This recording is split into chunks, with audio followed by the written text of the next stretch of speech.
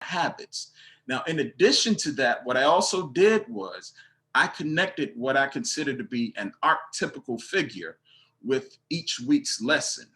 So, for instance, for the week of character, we chose, or I chose, Johnny Cochran for several reasons. One, I wanted to give some history of the works of Johnny Cochran, but secondly, I want to do like the comic books. See, in the comic books and the cartoons, they have a particular figure to represent a certain thing. So Superman has a different quality and different character traits than Batman or Wonder Woman or whomever they may be. So what I did was with each week's lesson, whatever the quality was that we were dealing with, then I brought in a black male figure to be the archetypical figure. So character started out with Johnny Cochran. And the reason I chose Johnny is because I watched an interview by him a few years ago. And one of the things he said that stuck out with me to this day. Johnny said that he would do well by doing good. So as we went off into character, we worked with what I consider to be the 4 pillars of character. And those 4 pillars were something else that I had young men recite. Responsibility, reason, respect, and refinement. So we call them the 4 R's and the 4 pillars of character. And for this reason, so we start out with responsibility. So responsibility is that quality of not being idle and having something to do with your hands. Not just having something to do with your hands, but also holding yourself accountable for your actions and your works. So whatever it is that you do, you stand by and you stand on. That's responsibility. Then we move on to reason, which is the cornerstone trait that I call it. Reason is the ability to think and to process information. And just like I taught my son, I also taught my young boys in the group. Reason, you need to be the best thinker in any group of people you're in. You need to be able to outthink everybody in that group. It's like playing chess. You need to be able to think in such a way that you see 4 and 5 moves ahead so that you never find yourself reacting to situations, but you're creating or being the facilitator of things so that you don't end up in bad situations. So reason will keep you out of bad situations and keep you moving in the direction that you aspire to go to. Next, respect. Respect is a big quality that I endorse and I espouse for young men, because I know that everywhere I go, I carry myself with respect and I lead with respect. If you lead with respect, there's typically no time where you won't receive respect. Respect begets respect. So I teach them to lead with respect. But before even leading with respect, respecting yourself first so that you can respect everything in any surrounding that you're in. That way you're able to lead with respect and be respected in return. And the final trait is refinement. And that's the understanding that regardless of who or where you are in life, there's always room for change, room to be better, room to make yourself better. And so as you look to refine yourself, you're ever growing, because he who doesn't change oftentimes could be, or what doesn't change is considered to be dead. So in order to be alive, you have to be growing. And the best part of growth is change and making oneself better. So always look to refine yourself. So as I led with those 4 pillars of character, I allowed the young men to give me what they feel were the qualities of character. And this is what they came up with. And I agree. They came up with the characteristics of character, which were trustworthiness. They said they felt like any person of character would be a trustworthy person. They came up with integrity, responsibility, organization skills, being outgoing, being caring, being knowledgeable, and being reliable. So they said these were the qualities of someone who we would consider to be someone who is of good moral character. And then I also gave them some teaching on masculinity and strength. But what I did was we spoke about what the strength of a man is. And as much as oftentimes we look at a man's mental prowess or his ability to be able to defend himself or fight or whatever the case may be, physical strength, the overlooked true and greater strength of a man is his thinking and his heart.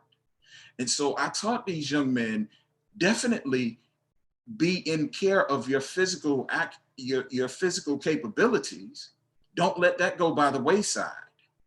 But more than that, be in control and manage your strength of thinking and your heart. So we came up with some more principles. Thinking. So your strength of thinking is processing information. It's resilience.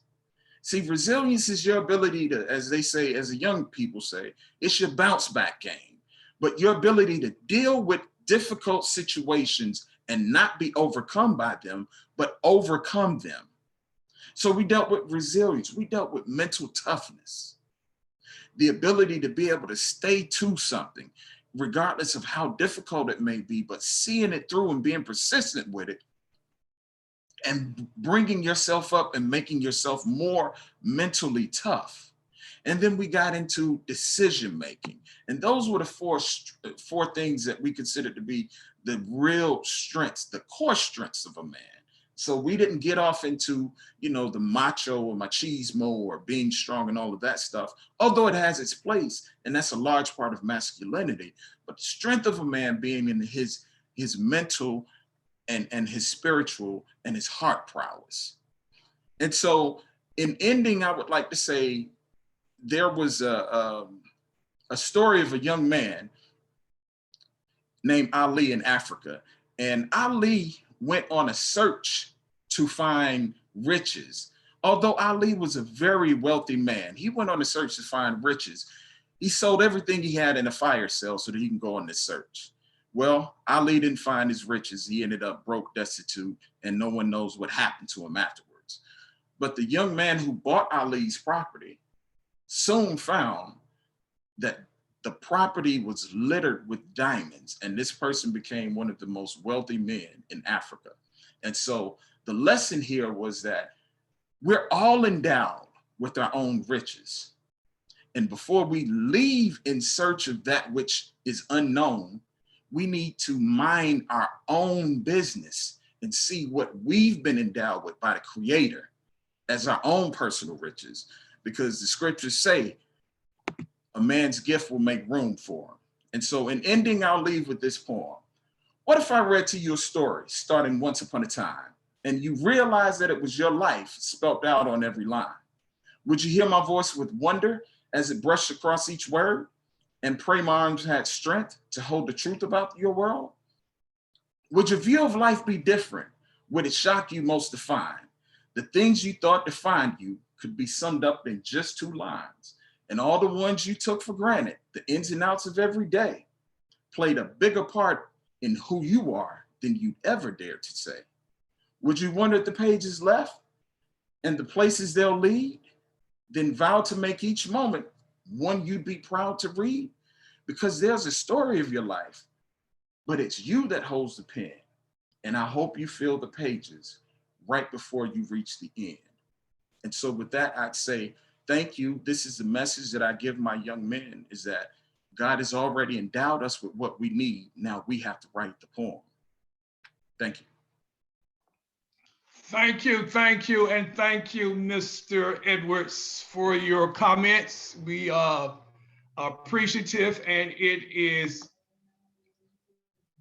duly noted that we have work to do with our men and boys in the communities that we serve.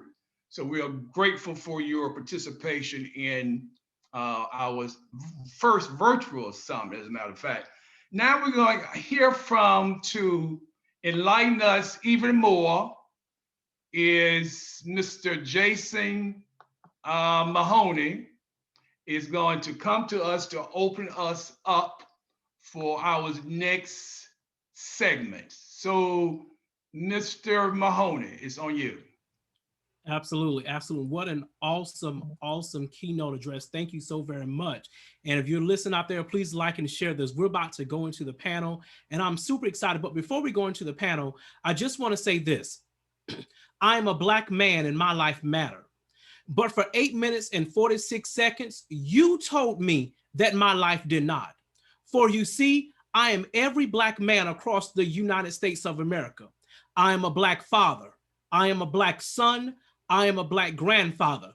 I am a man and I matter. Each time my life is taken away from me because of the insecurities of your broken system, we Black men, we still stand strong. Since 1619, we have fought to say that our lives matter. We have fought for a seat at the table we built with our hands, the tables that our mothers, our daughters, and our granddaughters prepared your food on. We still fighting for that seat. We have been asked to use the back doors of establishments that we built, we funded, and we patronized. We have had to hold back our tears as our families stand on a modern auction block, not knowing where their destiny will end.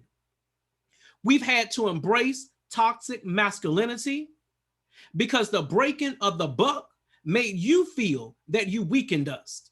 See, for 8 minutes and 46 seconds, you held your knee on every Black man's neck.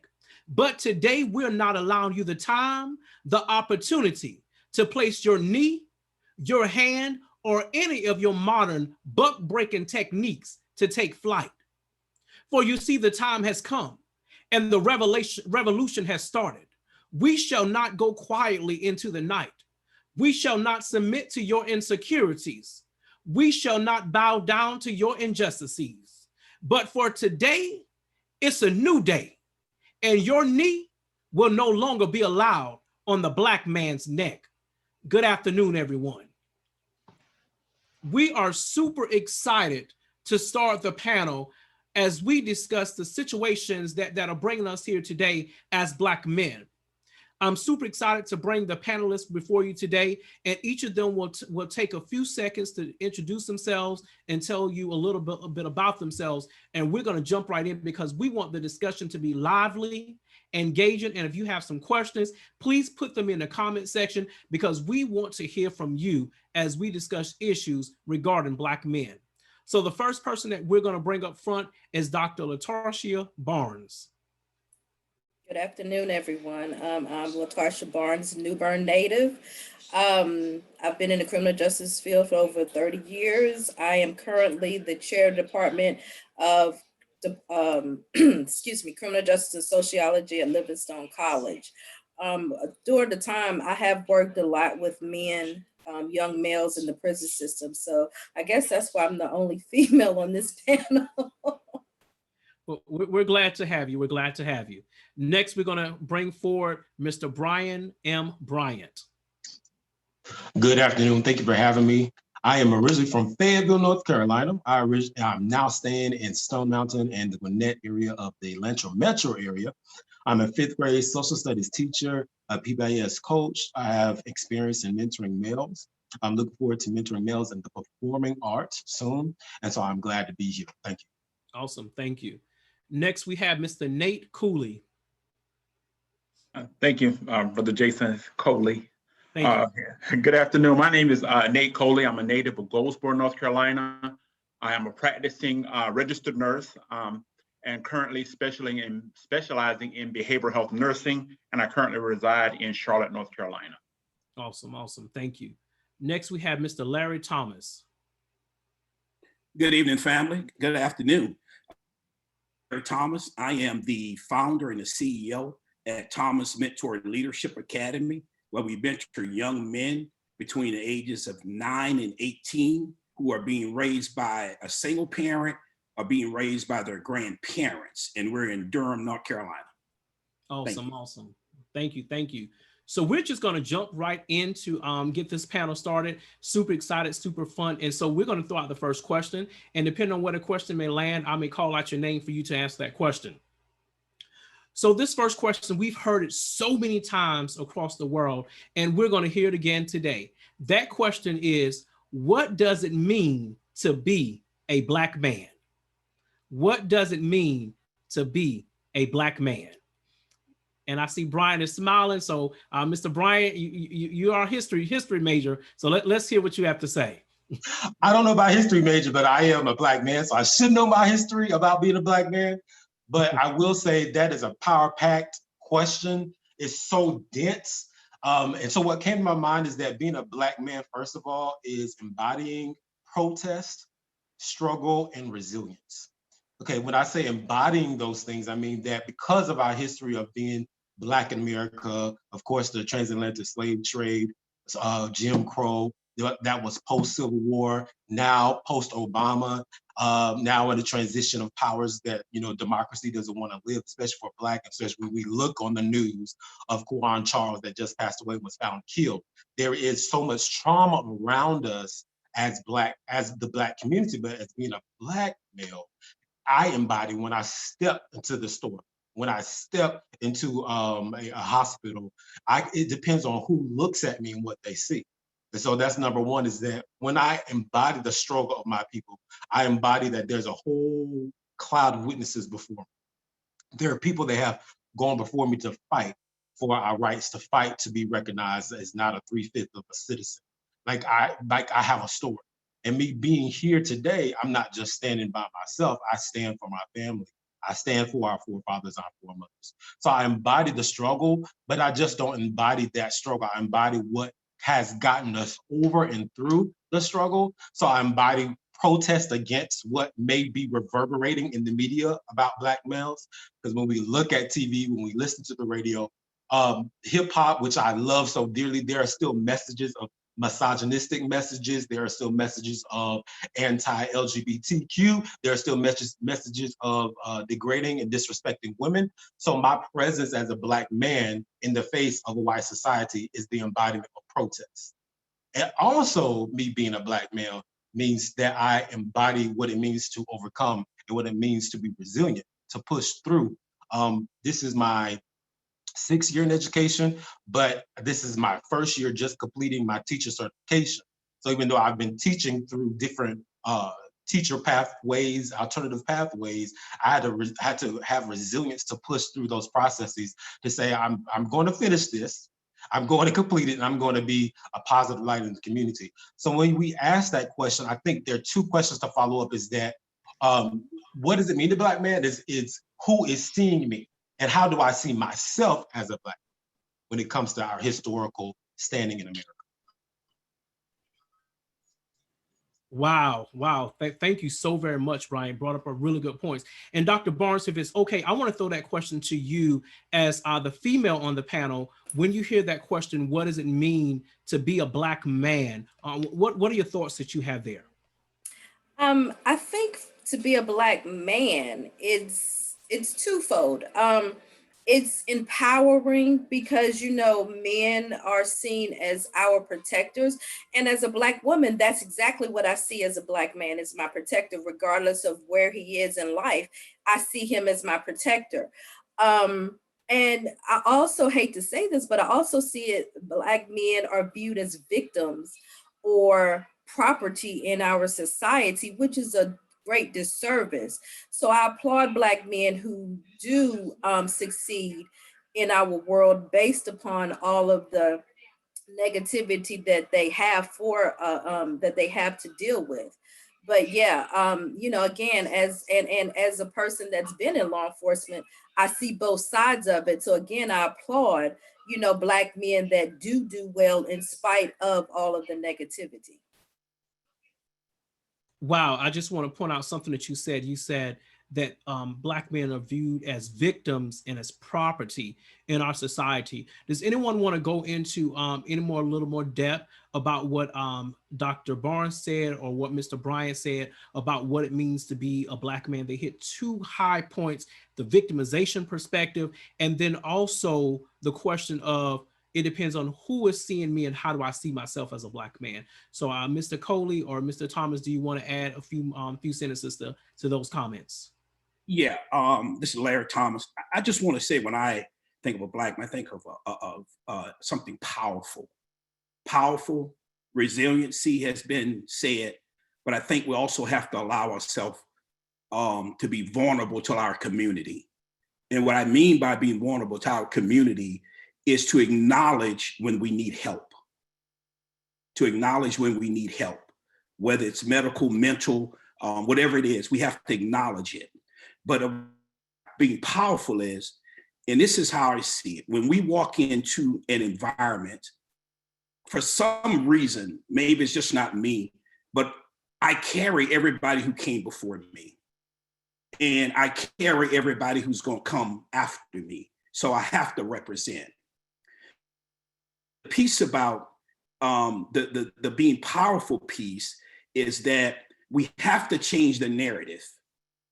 We have to change the narrative about the positive things and the contributions that Black males are making in this society, and not allowing others to write out.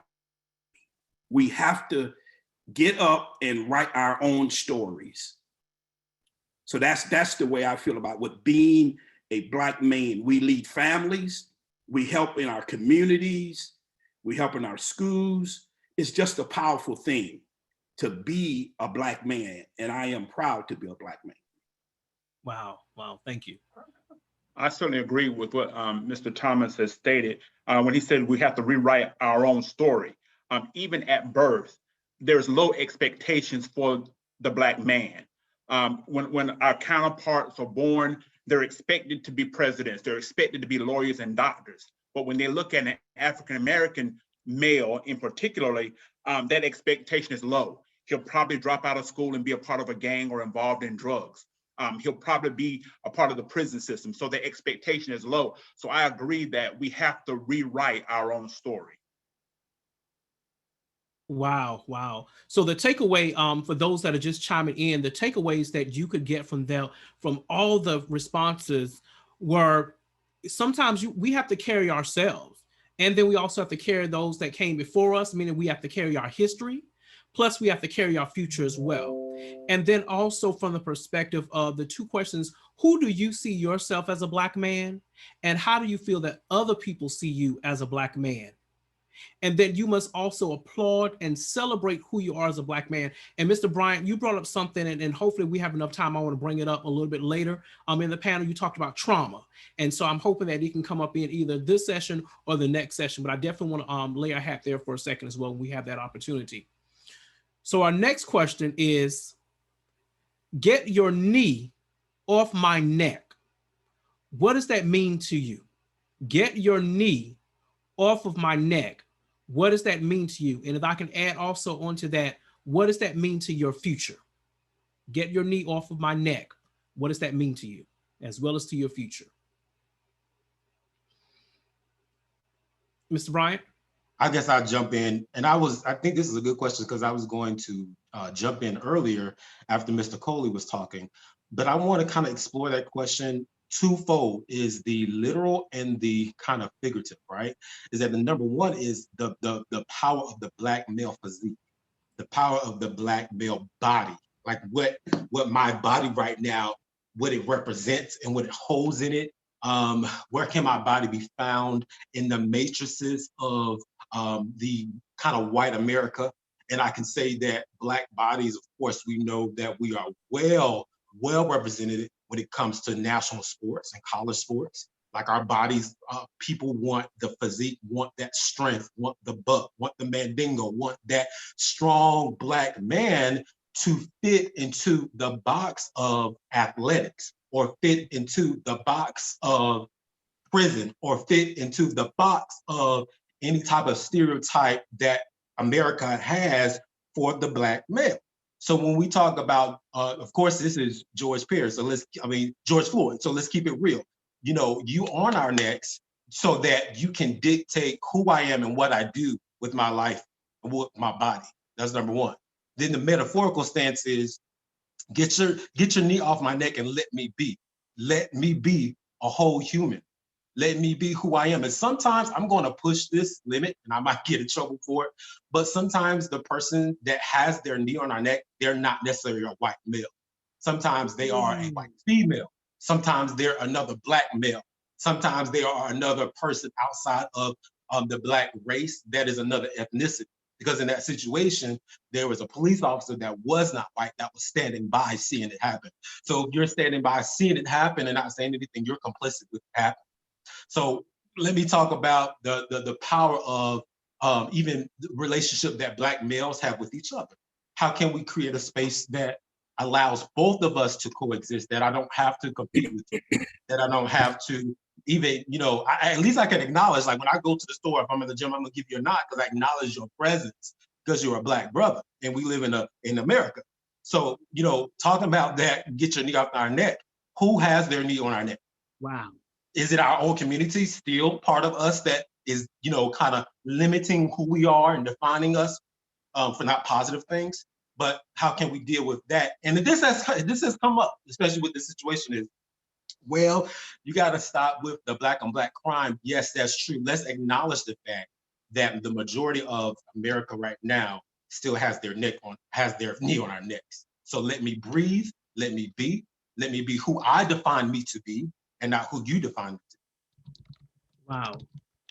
Wow. I'm getting excited. Sorry, guys. But I appreciate that, and we could go on for hours and hours, but you brought up a couple really good points in regards to getting your knee off my neck, because you talked about the who.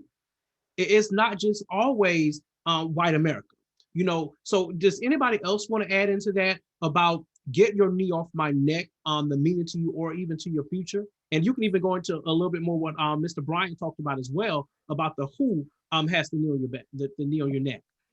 I'd like to speak, and I completely agree with Mr. Bryant.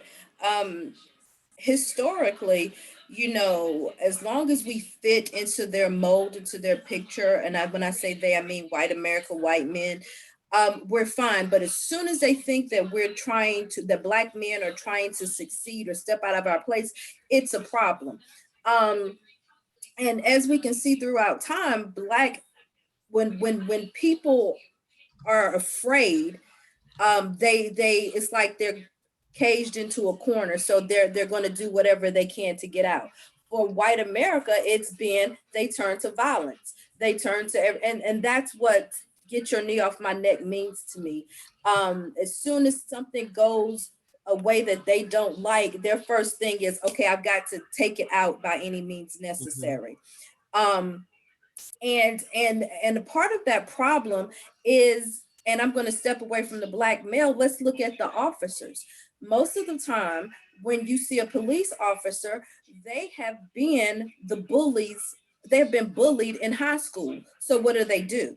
They get a job where they feel they can have quote unquote power or control.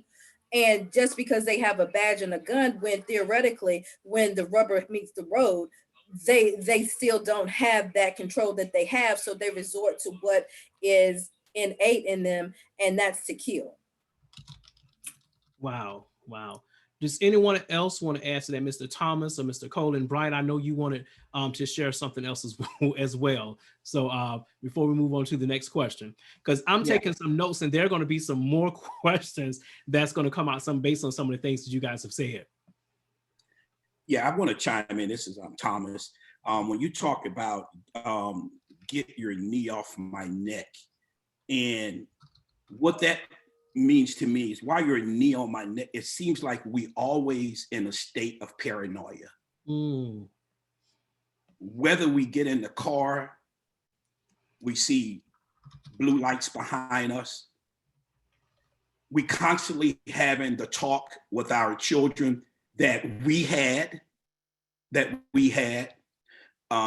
We're not allowed to really be ourselves, because it seems like we're always being watched. And if we don't fit in that box of what it's supposed to look like, now we have become a threat. And once I become a threat to you, you no longer see me as a human. Once you think I'm a threat, and not knowing that even with, I want you to take your knee off my neck because I just want to make it home. But to me, it's like, as long as your knee is on it, we're in a constant paranoia of what's coming next. I'm just I'm just on the bus. What's going to happen next if I get off this bus?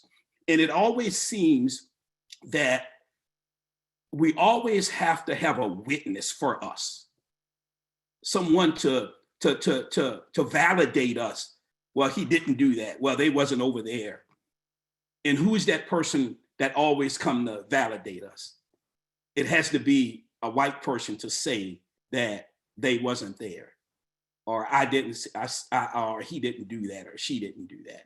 So that's what it kind of means to me when we talk about that.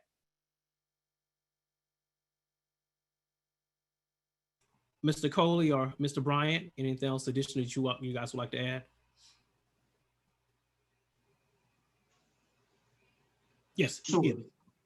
I want to add on, and I don't know if Mr. Thomas remembers this, but I did meet him years ago. And I want to say this, that get your knee off my neck kind of reverberates itself in different fields of society. So for example, I'm in education. As a teacher, as a Black male teacher, I feel the responsibility to pour in to minority males and females. And I think that a part of education has their knee on Black boys' necks. And I'll make it personal because I had a student, and of course we're in a virtual setting, but I had a student once where that student forgot to turn his mic off. He didn't know his mic was on. And before that incident happened, I was talking to students about their work, and I could hear mom in the background kind of get on my student, her son. And she, kind of reprimanded him, but then began to say things. You're going to be dumb, just like your dad. You're going to be stupid, just like your dad. So me hearing this, and, mom didn't know that the microphone was still on. I had to make a choice. Number one, be quiet, let it ride. Or number two, say something. The risk of saying something would be, I'm not the child's father, but I am the child's educator. And I decided to choose number two. And so, politely saying, Mom, I hear what's going on. And I actually saw something good that my student did. And instead of saying, Mom, don't say that, I said, Mom, oh, wow, you did very well with this assignment. Like, I see this assignment. And when she heard that, she kind of changed her tone. And then I began to say, we had a conversation. I said, Mom, we need to make sure we speak life into him, because what we're saying is going to either be life or death. And I have the responsibility to do that as his teacher. And I want to work with you to do that. And so that opened up the conversation, and come to find out that this young man didn't have a father. His father's not in his life. So we had something in common, and my mom and my family's on here right now. So hello. And I love them because they supported me. And I found something that I had in common with that student. So sometimes in education, it's like, the system is against us. And I know that Dr. Ed wants us to talk about some solutions. And the solution is that each and every one of us in our sectors are making positive changes. And sometimes it takes a courageous spirit and attitude to jump in when things happen like that, so that I, as a Black male teacher, don't have my knee on his neck, that I actually am relieving him, even though his mother had the best intentions. That act, that verbiage kind of put her knee on his neck. So let's think about education in different sectors that we are in and how that looks, because it looks different in every situation. So I'd like to comment. Go ahead. Go ahead, Dr. No, I just wanted to add to what Mr. Bryant was saying, which is so true. Even in the college setting, we have students, because the students at my college are first generational students. So they come in feeling defeated. Their biggest goal from their parents is to get to college. But once they get there, they don't have that support. Their families have been, oh, you're not going to be anything. You're not going to be anything. And so when they get to college, they think that they're on this pedestal, but the family is still dogging them because now they think they're better than anybody else. So too often, I find myself being professor, mom, therapist, and all of that, trying to build these students up. And my dad is actually on the call, and he jokes with me about that now, because you know, my students know they can contact me anytime, and we talk about everything. They talk to me about how their families don't support them and how they don't think they're going to be anything. And you'd be amazed at how many of these students don't have that support from teachers and things. So if I give them a compliment like, oh my goodness, I can't believe you did that, they flourish and their grades improve. And it's just great to see the light in their face. So our community can be a great asset as well, but it can also be a big enemy. So we do really need to address that as well. And Dr. Barnes, that's actually where I had wanted to go with the next piece here. So thank you for answering that question in regards to solutions. And so each one of us, when we answer the first question, and start with the second question. So now I want to look at some solutions or what have you. So one thing that we do know is that, as Mr. Thomas shared, that we're always in crises. We're always in crises. We're always looking behind our back. And Mr. Bryant shared a true story that we see across the board so many times, where mom's relationship with dad may have not been the best. So then now we perpetuate the cycle by speaking death almost into our young Black boys and young Black girls. So my question to you guys is, because we find ourselves in a situation with the paranoia, the trauma, the broken homes, the kids who are coming to college for the first time and now going to go back home to a family that may feel as if, okay, you're better, what have you.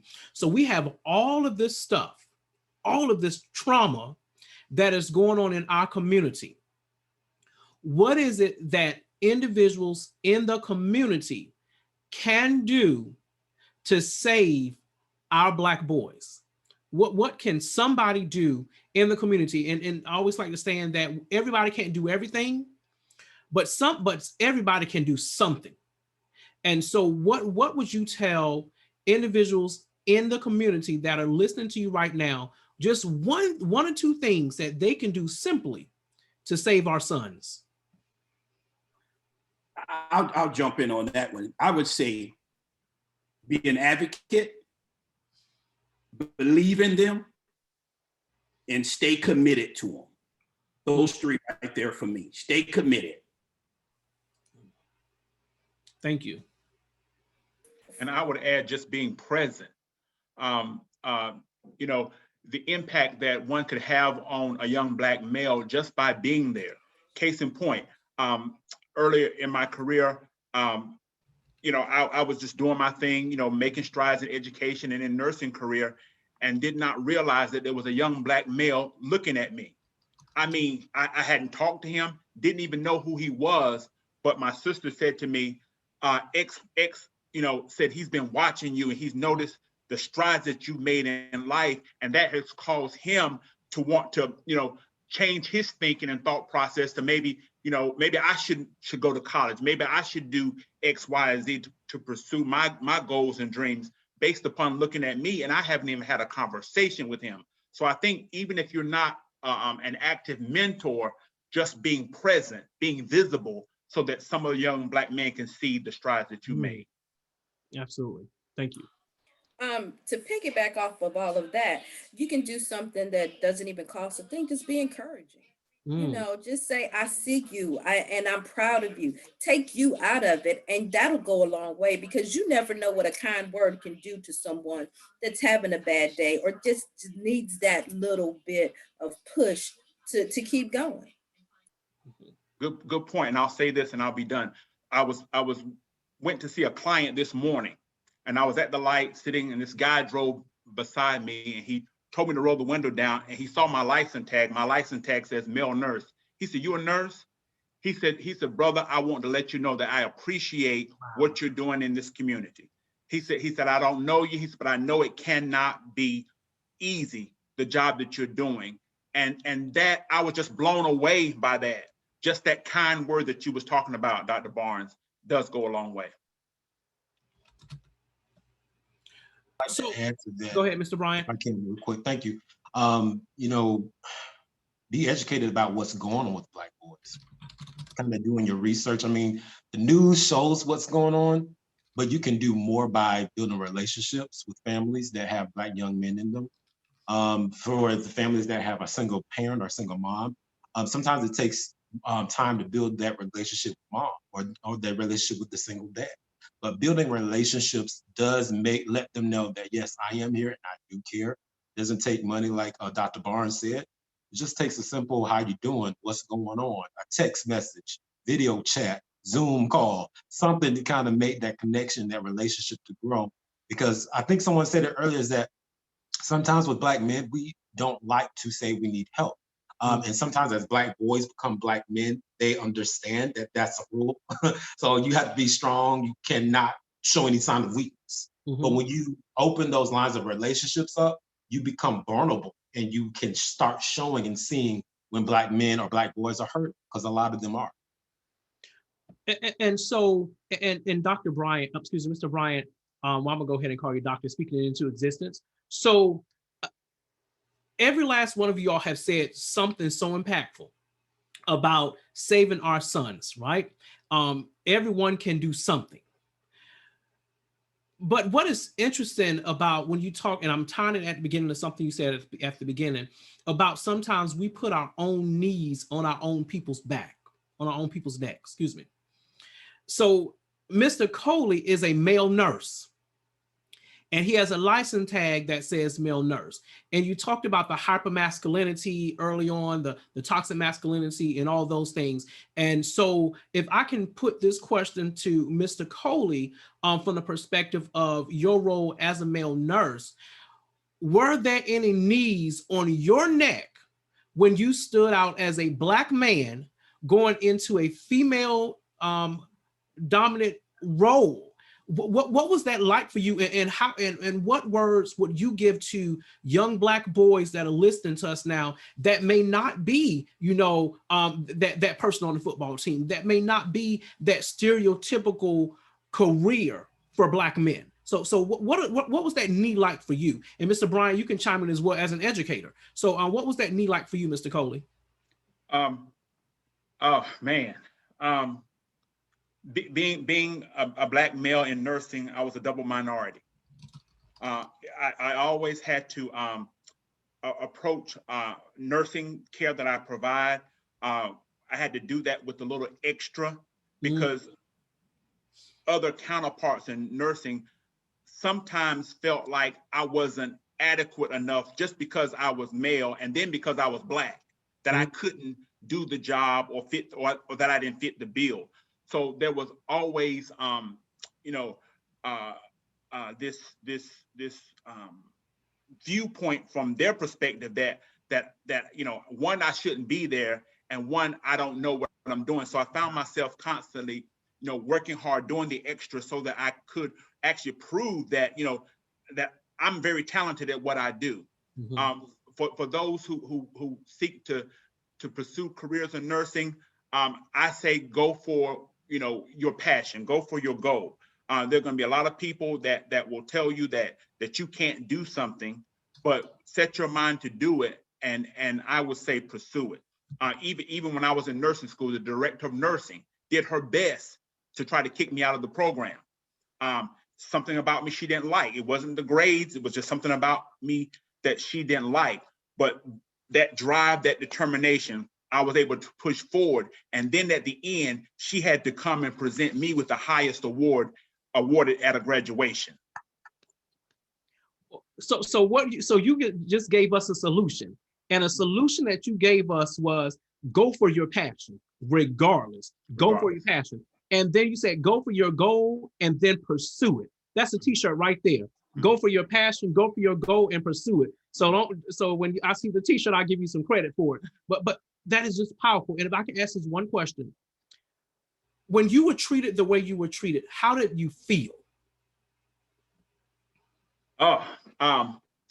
Initially, I felt less than. I remember being in nursing school, and I walked into the break room. This other nurse, she was an LPN, and she was asking the group, when we're going to graduate. It says, she asked me when I was going to graduate nursing school, and I told her. She said, well, if you make it.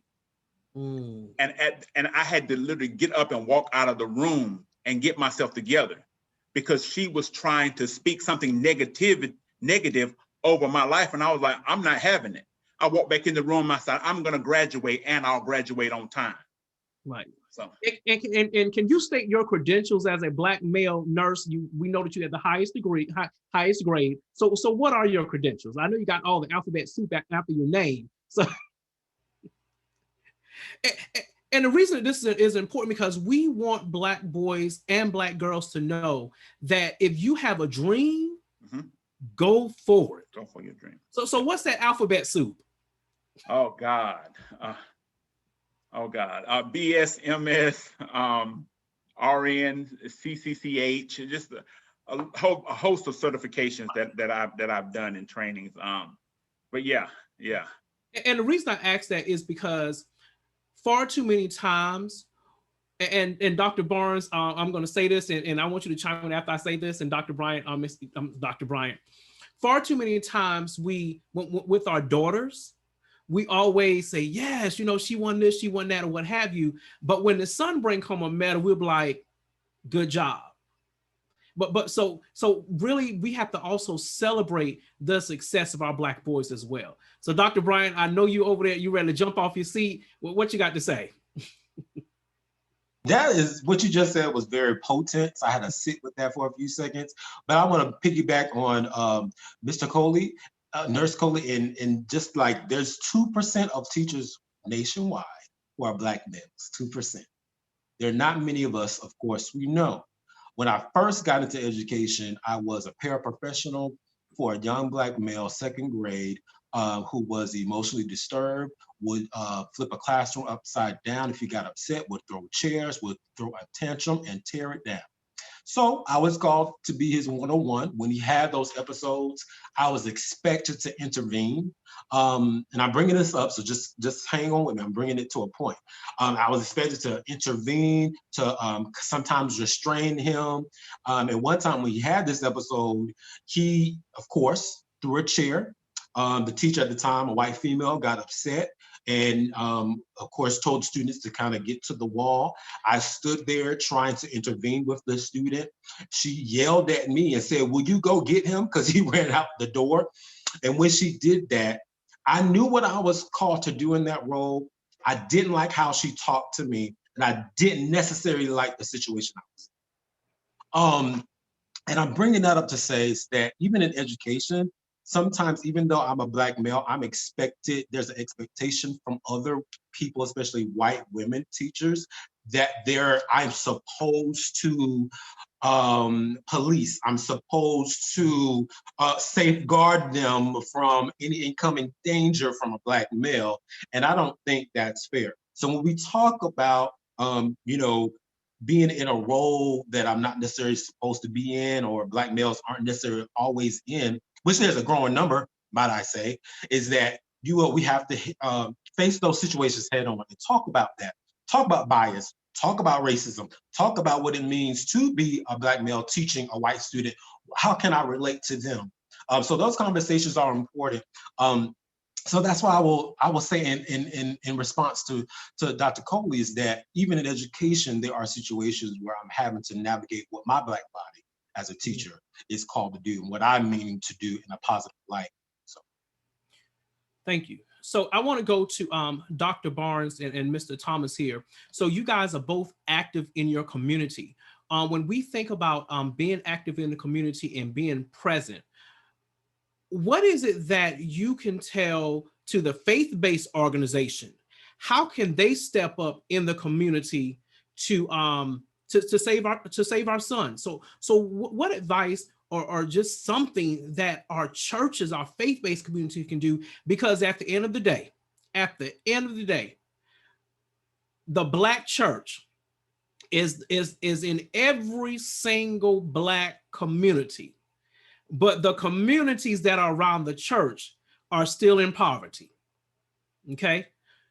And that's just the reality. That is the reality. So what is it that the churches can do in their own community to save our children as community organizations? Again, I think it goes back to, as a community, we have to build up the self-esteem of these young Black boys. The masculinity thing is fine, but because you have the masculinity piece, they're always expected to be strong. We have to normalize them showing emotion. We have to normalize them not being okay with certain things, not succeeding all the time. It's okay to fail. That's how you build character. We have to normalize all of these things. And the church can do that by, again, building self-esteem within these churches. And when we have programs and things, when we were little, when I was little, you know, my brother and I would be in church and things of that nature, but I was always the one that would be called to make an announcement or something like that, when my brother is a way better speaker than I am. You know, again, because he's a boy, they didn't think he would want to do that, but my brother is like my father, you know, can speak at the drop of a dime. So again, we have to make them visible, hold them accountable, but also work on their self-esteem. And I think if we did that, our Black boys would be okay. Wow. Good point. Thank you. I definitely agree with Dr. Barnes. I'm a product of the Black church, and I know the power of the Black church when you have grandma and aunties and grandfathers and uncles praying for you. I don't know, you guys went off to college or went off to the military. When you go back home, what do the old people say? Yeah, baby, I've been praying for you. You know, I've been praying for you. And so as the Black church now, number one, I think let's stop with the judgment. Let's stop with that and accept our boys.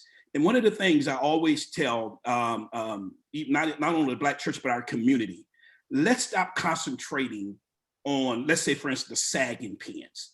If that's the first thing I see to him and I bring to this person, that's going to be a turnoff, right? But I guarantee you, once I interact with him, we begin to have a conversation, he began to trust me, I began to trust him. As that self-esteem go up, them pants is going to come up. And so we have to show love and lead with love and be able to accept our boys and girls in the church who may not come the normal way you want them to come. They're going to come with jeans, a t-shirt. We have to have a space for them. We have to have a space for them and to be able to operate and to be able to where they feel loved. Everybody wants to feel loved. And we have to have this place and this space for them to feel loved. Maybe you may have to change your agenda.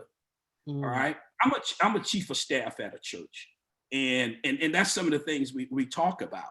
You know, how can we keep them instead of losing them? And the other piece is be involved in the community. Be involved in the community. Not everybody is coming to you for money. Maybe we want some free space on a Saturday. You know, let me use a classroom or something like that. So be involved. Like we said, individuals be present.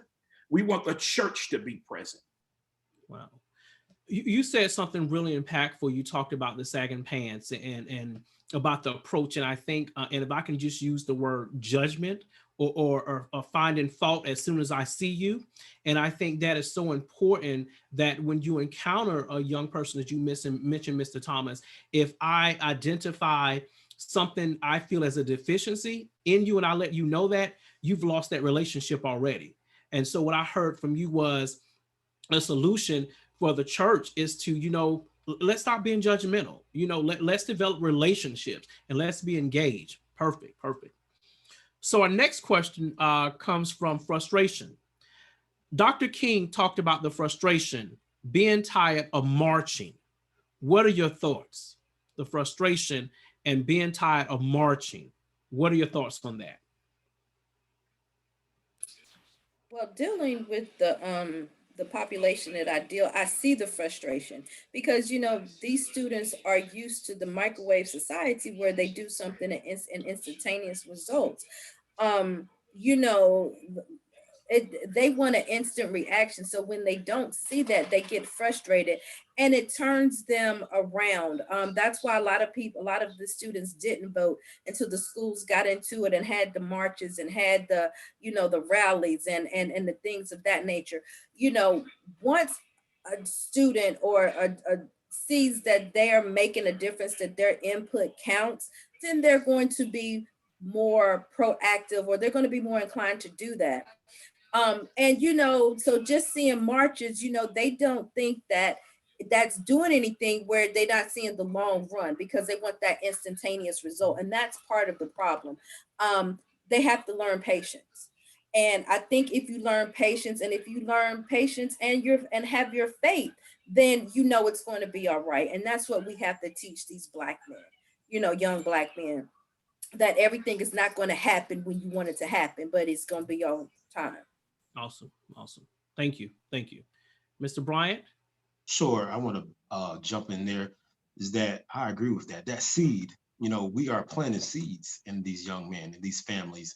And I think Dr. King, he articulated his frustration, but he also articulated that, especially at the end of his last speech, is that I may not get there with y'all, but I know there's going to be a time when that dream is going to be fulfilled. And so I think the frustration comes in is that I am doing all I can do. Sometimes the frustration comes in with I'm the only person doing what I'm doing. That's not necessarily always true. So it's important to be a part of a community where other people are doing some of the same things so that you can stay encouraged, so that you can voice the frustration. And I think it goes back to what Mr. Thomas was saying, is that being vulnerable enough and saying, I am frustrated, I am tired, I need some help. And so, I need, like Moses, I need those two to hold my hands up so that I can keep going.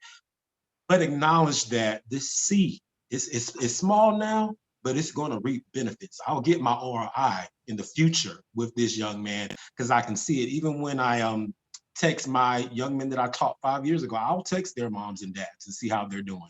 And the reports that they give me is saying, okay, then my work wasn't in vain. That the things that we're doing as a community, it's coming.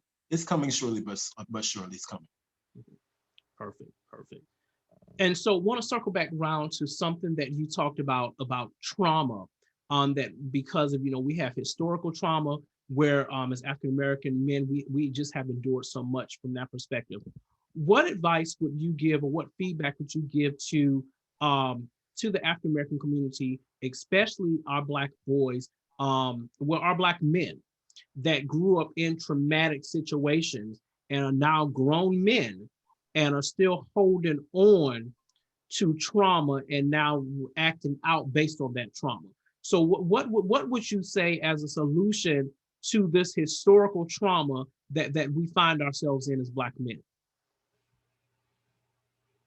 And I'm gonna go to Dr. Barnes for that one, because I'm sure when she sees these students come on campus, they come with a lot of trauma from their childhood. So what can we do? What can we do? First of all, you have to have a lot of patience.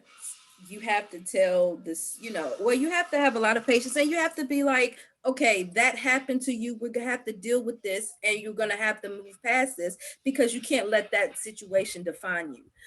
You have a lot of people that suffer from PTSD. It's not diagnosed as that, but that's what it is. And you have to work through it.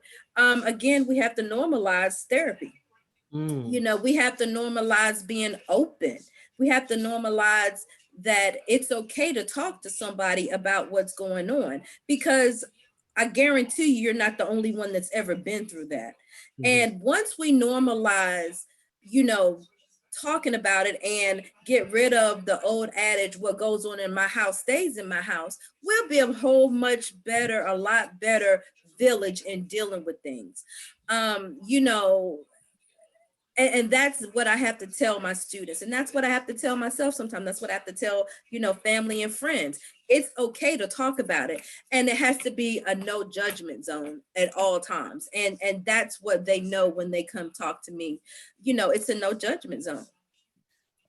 Dr. Barnes, if I could get you to say no judgment zone and describe what that means, because again, so much goes on in this brain of ours, and society has put so much in us. Mm-hmm. What does it mean to be a no judgment zone? Because again, and I'm gonna pick at Mr. Thomas because he's a chief of staff at the church. Mm-hmm. So what does it mean to be a no judgment zone? What does that mean? We say it, but what does it mean? Well, for me and who I deal with, it means you can talk about any and everything, and no one is going to make a judgment. They might make a face, they might question, but you feel free to lay everything here and we can talk through it, because as a team, we can get through anything. So you bring it to us, you bring it to me, we're going to talk through it. It's a lot of stuff I don't want to hear. It's a lot of stuff I can't even fathom, but I'm here to help you. And if I can't help you, then I'm going to bring somebody else in with your permission.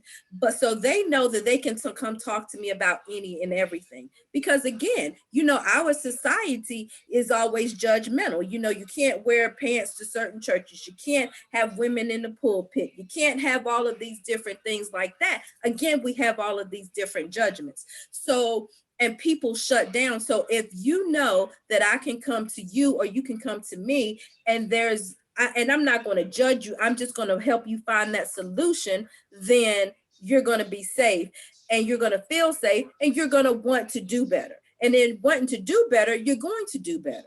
And then you're going to reach back and help somebody else. Wow, I love that. So your No Judgment Zone is a safe place. Mm-hmm. It's a place where, and this is all solutions. I hope everyone is listening to what Dr. Barnes is saying. No Judgment Zone is a safe place. Mm-hmm. It's a place that you can talk about anything that you want to. Now, I might make some facial expressions, but you can make facial expressions as well. Okay, it's exactly.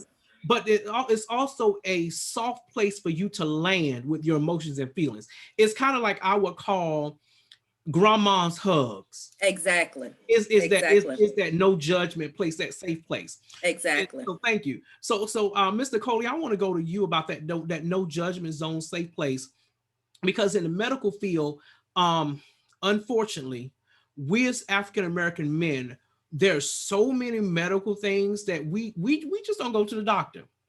It's a man thing. We just may not want to go to the doctor. But I can only talk about us as Black men right now. We may not want to get that colonoscopy because that goes back to that hypermasculinity stuff. Okay, we may not want to do all this. So what would you tell us from a medical perspective as far as our health and wellness? Well, first, let me say I certainly agree with Dr. Barnes. Trauma has to be addressed.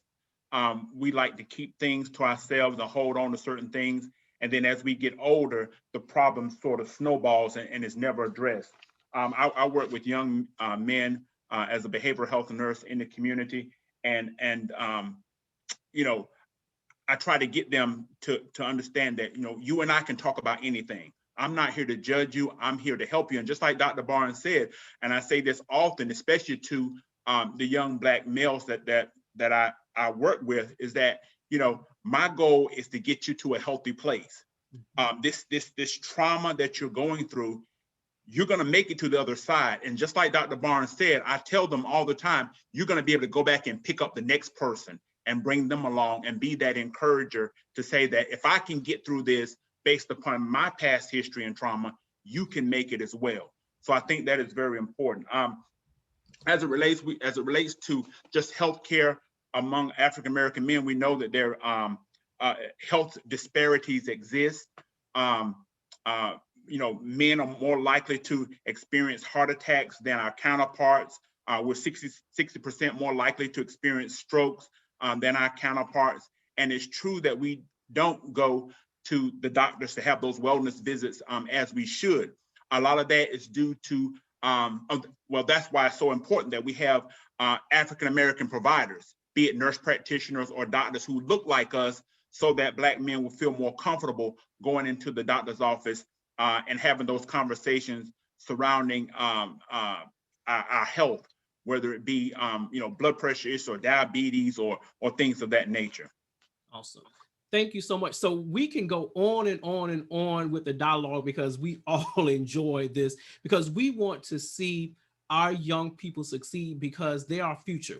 So in a wrap up, I would like for, we want to do a round robin style. I call your name. So if you all can just do an impact statement or impact encouraging words to those that are listening to us. So all you have to do is just share an impact statement or an encouraging word to those that are listening, or even what I call a call to action What do you want people to do? So you can end however you want to end, okay?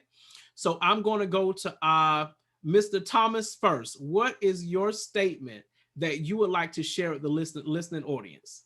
Yeah. Let me first answer something Dr. Barnes said, and she was right on it. And when you talk about the church, when we talk about come as you are, most time people thinking about the clothes, the attire, but no, come with your stuff. Mm-hmm. Come with your stuff. And we need to love you through your stuff. But also, we need to know confidentiality too. Don't share folks' stuff neither. And then when we can't do it, we have to put them in touch with somebody who can help them. Now, my impact statement is trust the process, stay with them, regardless of the ups and downs, stay with them and believe in them and keep cheering, be a cheerleader, an advocate, and say, hey, I got you. I'm gonna stay with you, but you have to do your part. Awesome. Thank you. You gave a mighty word. If I had a collection plate, I would pass through collection plate. That was a mighty word. Next, we will have Dr. Barnes. Be yourself. Don't worry about what other people think about you. You be true to yourself, and you'll be fine. And trust God. What that looks like for you is yours. Again, don't let anybody define who you are and what you're supposed to look like. Awesome. Thank you.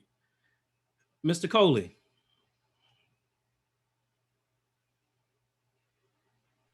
Okay, I would say pursue your goals, pursue your passion. Regardless of the obstacles that may come, and there may be many, stay laser focused and you will get to the finish line. Awesome. Awesome. Thank you so much. Action, action. And last, Mr. Bryant. I'm going to kind of repeat what they said. Hashtag take your place. Wow. Rise up, take your place. You know, you have odds stacked up against you. Doesn't mean you can't do it. Stand up straight, like Dr. West, she's on here now, my coach. Square your shoulders, rise up and take your place in your calling. Wow. Wow. Thank you all. So ladies and gentlemen that are listening live, please like and share. You have heard from some powerful individuals to give us some solutions to the concerns that we're having in the African-American community, especially regarding our Black men. So I encourage you to take heed to some of the information that was shared, and you can reach out to any one of these individuals on the panel, and they will be more than happy to come and share a word with you, provide some support, and also some next steps to make some connections to get what you need. So at this time, we're going to call back up to the front our fearless leader that pulled everything back together, Dr. Edward Bell, better known as Dr. Bell. So Dr. Bell, come on and make some noise for us with the bell. Well, thank you, Mr. Motivator, and I'm grateful to the panelists. Inspiration to those in the audience. As you were speaking, lots of things came through my mind, but one person who's on as a participant, he and I have been chatting, and I know his work background. And one of the things, something that you said, Dr. Barnes, and some of you spoke about the idea of normalizing therapy, that it's okay to get help, to seek help, because sometimes we think there is a stigma to reaching out and getting help. And oftentimes I tease people, prayer is good. Going to the altar is good. Putting the oil on your forehead, that is good. Faith is good. And all those things that we have been taught, all those things are good. And I tell folk and parents, sometimes you just can't leave your burdens or your issues at the altar, that we may have to seek out mental health professionals. So I'm going to bring this gentleman here on to just say some words about Black men and the issues of substance abuse use and how that is challenging for our communities. So Mr. Suggs, are you there? I'm here. Yes. Share with us, Mr. Suggs, some comments as a clinician. Pretty much tell us about who you are and the work that you do in the mental health and the substance abuse field. You have a bad connection there. Drugs, as you see on the screen. I hope I do. Okay, let's see if I can you hear me now? Yes, perfect, perfect. Okay. I have a master's in psychology. I hold a license. I'm a licensed clinical addiction specialist.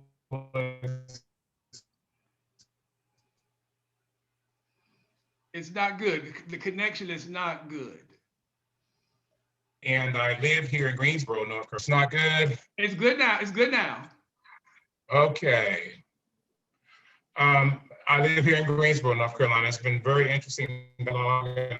I'm just so grateful to be a part of this.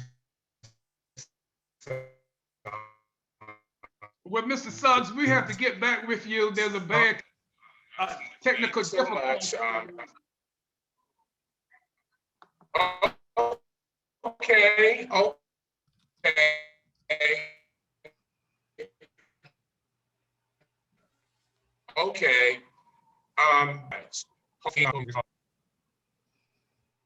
Okay, so actually we have another. I'm gonna put him on the spot. Is Dr. Hargett? Dr. Hargett is also a clinician, and he deals with the issues of mental health and substance abuse as well. And someone talking about making therapy normal. So if he could just speak on that very briefly. Thank you, Dr. Bell. Good afternoon, everybody. Yes, this is an interesting topic as we continue to talk in various circles, and particularly, and I am an ordained minister, and one of the things that I've tried to do is to normalize the fact that therapy works, and it's necessary, and I think that, you know, as we work with our boys, as we work with our families, we have to begin to talk to them about how they can begin to work through some of the various issues. And some other various conversations I had with some friends, we realize that a lot of individuals show up to the church and come to the church because they're hurting and they're dealing with a number of issues. And as they certainly their souls can be saved and they are now in a right relationship with God, they're still bringing all of those experiences, all those ills, all those things in their lives comes with them. And a lot of times that leads to addiction, it leads to other significant mental health problems, and we have to begin to embrace them to be able to help them through some of those traumatic experiences. So it's important to encourage our boys, and I think the more, you know, we have, and certainly there are a number of us on the line today who are our Black males who are working in the field, who can connect with these boys and help them and their parents to work through some of those underlying issues, whether it's, as Mr. Bryant talked about, the parent who's belittling the young male. How do we help the parent to speak life into them along the way? But it's definitely something that's necessary and important for us as we move forward. Well, thank you so much. We are going to start our second panel, but we're going to take a 3 minutes break. So just stand up, stretch, do what you have to do, and we will be starting back in about 3 minutes to resume the Eric Garner panel. We look for a lively discussion as well. So enjoy your 3 minute break. We'll resume back shortly.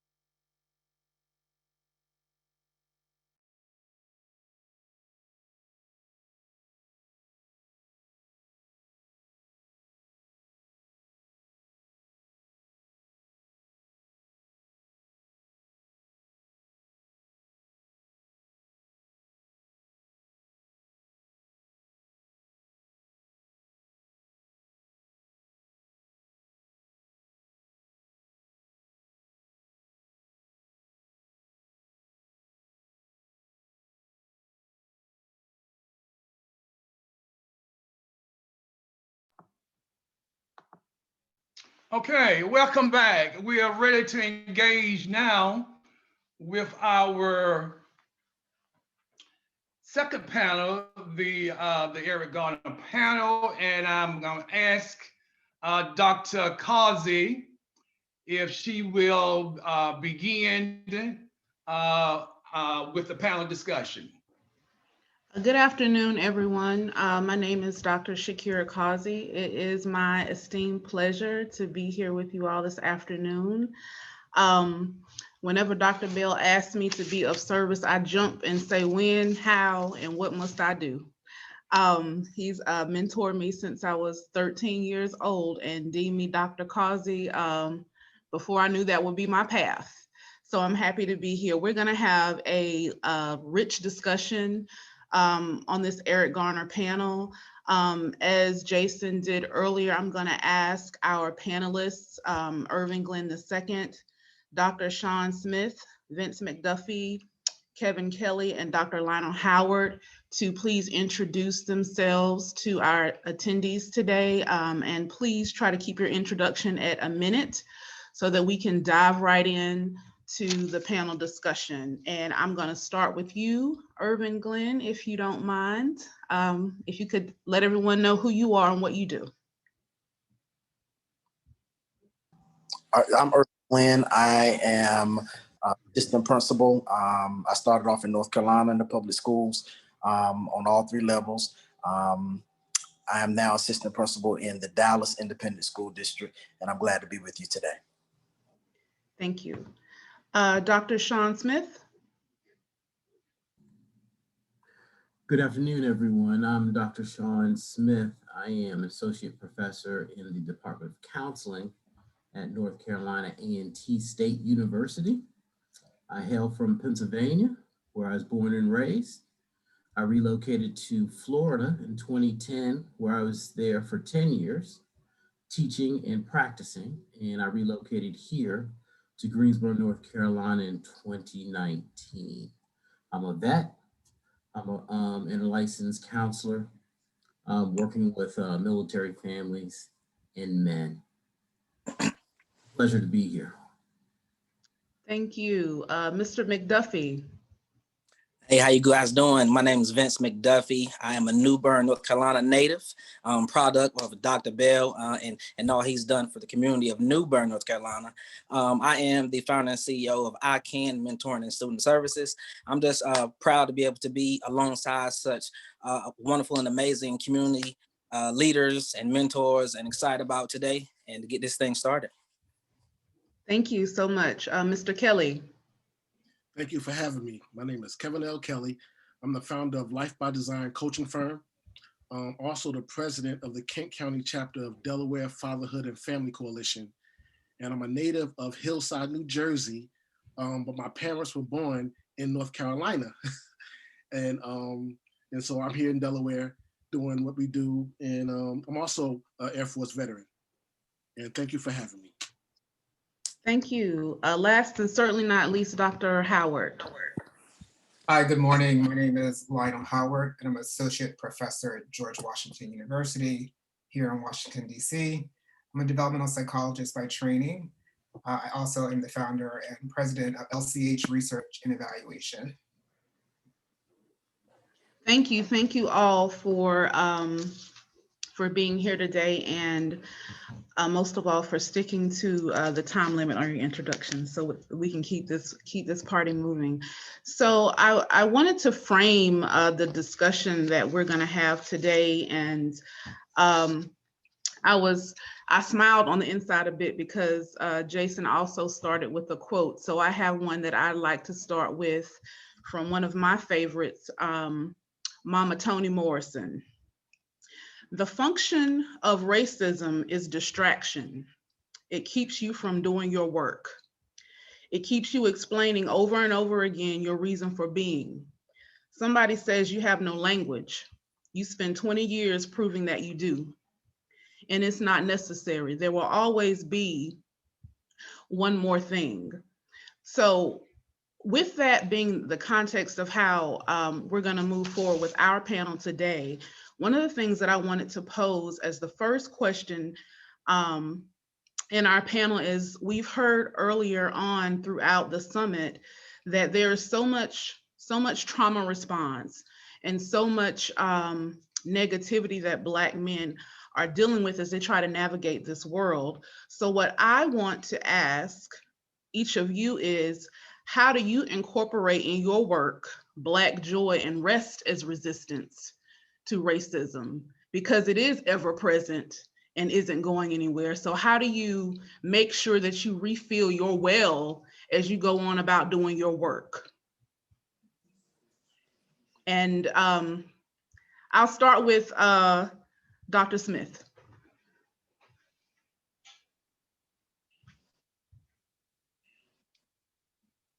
I don't know if you heard me. Dr. Smith? I there you did. go. Okay. I did. And it's such a great question. And the reason I say that, that's a specific area of research that I actually do, working with professional counselors, and that is wellness. Because of the nature of the work that we do, always being available to our clients, being present with them in any and all situations. In order for us to be at our best for them, we have to take care of ourselves.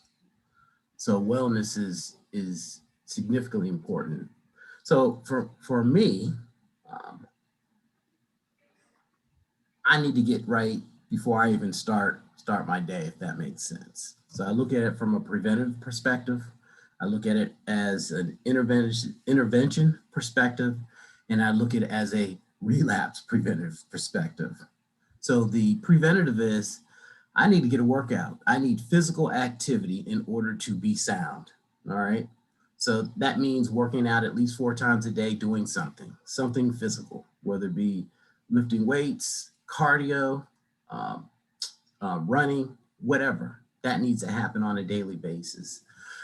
I'm also connected very much to my faith and spirituality. So I need to stay in constant prayer and meditation during that time as well. So you will see me when I am working out. I have my my earbuds in, and I'm listening to spiritual scriptures and songs to get the meditation going. And then I surround myself with individuals that I can speak to and I can be real with, because I can't keep everything inside to myself. And it's not fair for me to share it with, say, my partner, because that's not their necessary role all the time. And the nature of the work, I shouldn't be sharing that with them. So I do all this to be available to and for my clients. So, so the wellness piece, and it was very evident and clear that I needed to do that this over the summer when George Floyd was murdered. I needed to step back.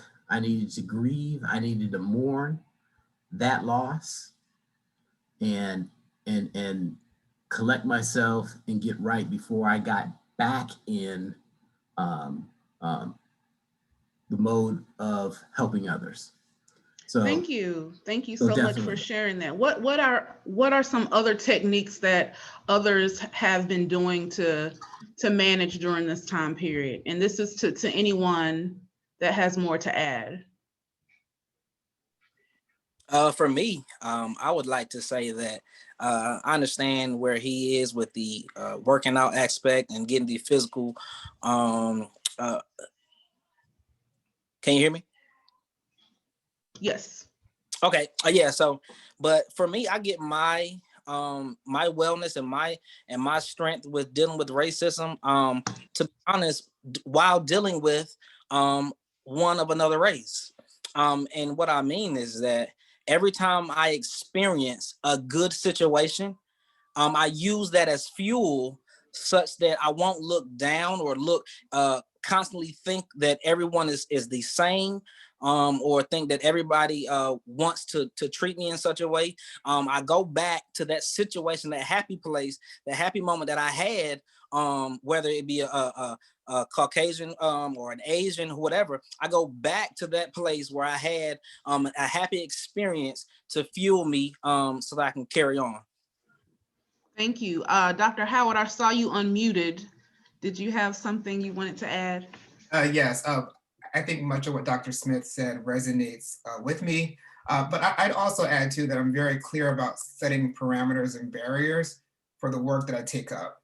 I think we feel compelled to be involved in everything at all times, and I don't think that's realistic, right? And so sometimes you have to step back and be honest that I don't have the capacity, whether it's sort of the physical or the emotional, psychological capacity to take on this next project or be a part of this conversation or to take up this work. And so I find just sort of making clear where the parameters are for me, and not that I'm disinterested, but recognizing that there's only so much I can do in any given day and week. And so being clear about that. And I'd also add too that surrounding yourself with a community that can hold you accountable for taking care of yourself, right? Sometimes we feel we have to do it on our own, but having a network of friends who will tell me, you've been operating at 100% for 2 weeks, we need for you to step back and we'll pick up the weight and move it forward. And so I think thinking about who you're surrounding yourself with and supporting each other in this sort of collective effort. So I'd add that piece to this.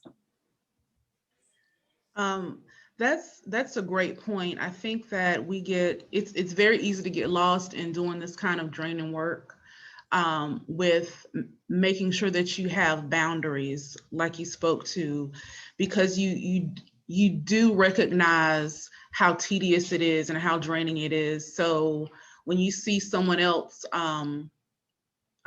drowning or being overwhelmed, it's in your nature to want to try to rescue when you may barely be floating yourself.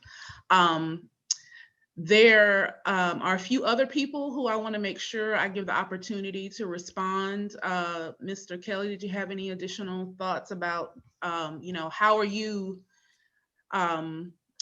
enacting rest as resistance and finding moments of joy to keep yourself going forward?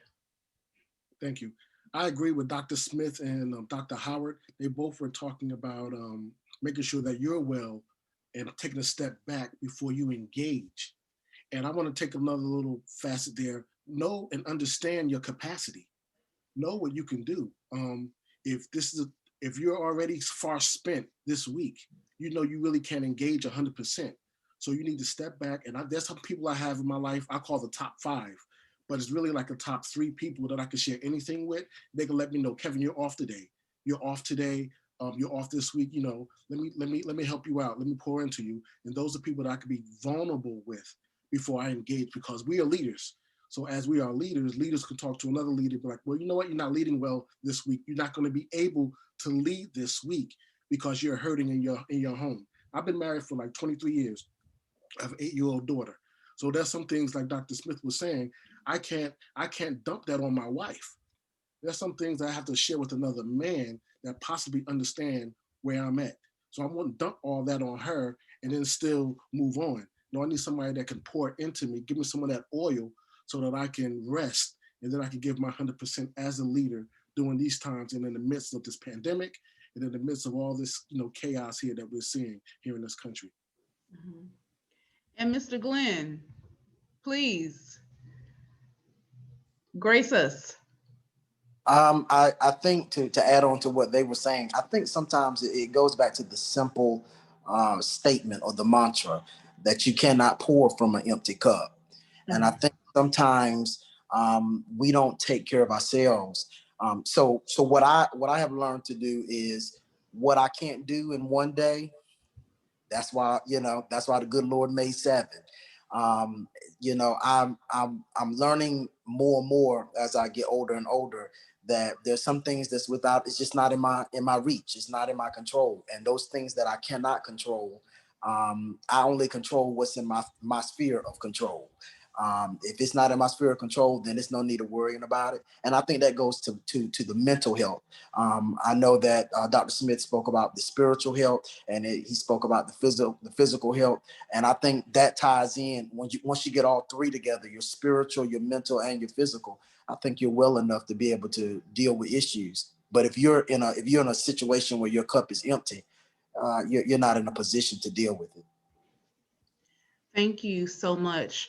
So this has been great. I didn't even anticipate. I had other questions, but there was a connected theme that each of you brought up that was related to who's in your village. So if you could speak to the importance of having people, and it doesn't necessarily have to be people at different levels of educational attainment or, you know, different socioeconomic status, but how it impacts you to have different people to fill different roles and give you different insights as part of your village. What does that look like? And what does that mean to you as a Black man to have other people in your village who you go to for different things to refill that well so that you can keep moving forward? And I'm going to start this time. I'm going to start with Mr. Glenn, since I had you last. Well, I think one of my favorite, again, I'll go spiritual here. One of my favorite scriptures comes out of Corinthians when Paul tells the church that I planted, Apollos is watering, but God gives the increase. Everybody has a particular part in making things work. So what one person in my village may be good for, another person may satisfy another area. I personally, my mom she keeps me spiritually sound. I can call her for spiritual advice and she'll tell me, she holds me accountable. Everybody in my village has to hold me accountable. Dr. Bell holds me accountable when it comes down to basic things as far as academic. You know, I get checks. You know, how's the dissertation coming along? Everybody has a particular place. And I don't want, and the people in my village, my mom, Dr. Bell, you know, senior pastors that have been pastoring longer than I have, those people that I have in my village, they have to not only just be there for me spiritually, but there has to be a natural piece to it. I talked to Dr. Bell about money. You know, there's got to be a holistic approach. And those are the people that I have in my village that hold me accountable. Not tell me what I want to hear, but tell me what I need to hear. Who you all had unmuted at one point, but whomever, you all got hype. I like that. Whoever would like to speak next, just dive right on in. I love this village concept. And from a perspective, every mentor needs a mentor. Every coach needs a coach. Every pastor needs a pastor. And I live by that. And I kind of share that everywhere I go a lot. But in my village, my father, he's my mentor as a man.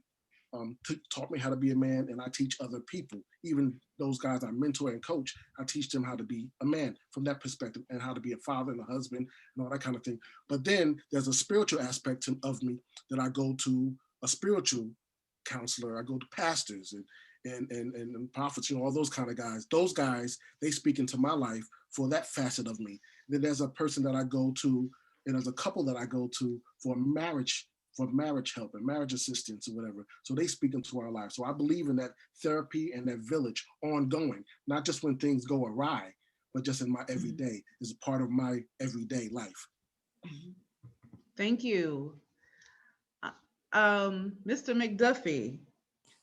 Yes, for me, I agree with everything they're saying about, he spoke about his mother and he spoke about his father, and I agree totally. My mother and my father have definitely been that rock for me. But also, I believe when I think of village, I think of people such as my coaches or Dr. Bell, who I've looked up to, that poured into my life at a young age, or that teacher that I was around for 8 hours when my parents weren't there. Those are the people that have had some of the greatest impacts on me as far as building the village and being that other person that I got to see, I got to look up to, I got to, learn from. Those were some of the people that really made impacts. And for me being the athlete, the student athlete, I really, coaches, those were the people who taught me some things about life, some discipline and all of that stuff. So when I say village, when I think of village, those are the type of people I think of. Thank you so much. Dr. Smith or Dr. Howard? Sure, I'll add. I have a group that's called Sankofa, and it's a fellowship group. And we all met in graduate school. So I've known these individuals for almost 20 years.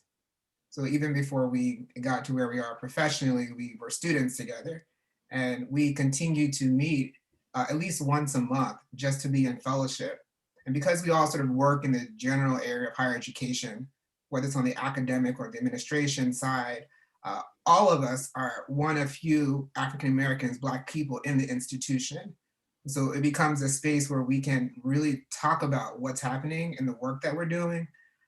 So I go to that space. I also have mentors like most of us have. I'm one of 2 African American professors who were tenured at my university of 75 faculty. So that can just tell you right there what the racial makeup context looks like. But I've maintained a connection with a former faculty member who has moved on, a Black woman who has essentially risen to the highest ranks in the academy, who is my go-to for how to navigate institutional politics. And so we can talk about the things I'm trying to do to support Black graduate students, Black undergrad students in the institution, how to sort of leverage resources. So I have different folks who are providing that support depending on what I'm taking up. Close to my family as well. Try to make sure that I take time to check in with them. I live away from my family. My family spans from as far as Southern California to Houston. I'm in the DC area, so we are quite a far away, but we make time to talk multiple times a week, even just to check in. And so that becomes central to just getting through some of the things that you come up against in your day-to-day work. Thank you so much. Dr. Smith, do you have any thoughts to add? In addition to what's already been said, I like to look at it from internal and external. Internal would be my family, right? The folks that have known you. And then external, individuals external to my family. So, just like the gentleman on the panel have already said, in the education realm, in the employment realm, in the finance realm, in the spiritual realm, there are mentors out there that I go to. I call them my OGs, so to speak, because they've walked that path and they can speak some life and sense into me at times. So. Thank you so much. All of you have really highlighted the importance of making sure that your network and support system is solid in order for you to continue to do the work that you do. I'm going to shift gears a bit, and I wanted to ask a question because this is called the Eric Garner panel. I want to make sure that I ask questions about, as a Black man, what interactions with law enforcement has been like for you. And specifically, if you can recall how old you were or where you were and what the context was when your parents or someone in your village first had the talk with you about how you should and should not interact with law enforcement, and what type of impact that had on you as a Black boy or Black teen, or however old you were when that conversation took place. And anyone that is ready to speak can speak. Well, for me, I have not had an experience with the police in my latter years. I do remember when I was 16. That was my first arrest.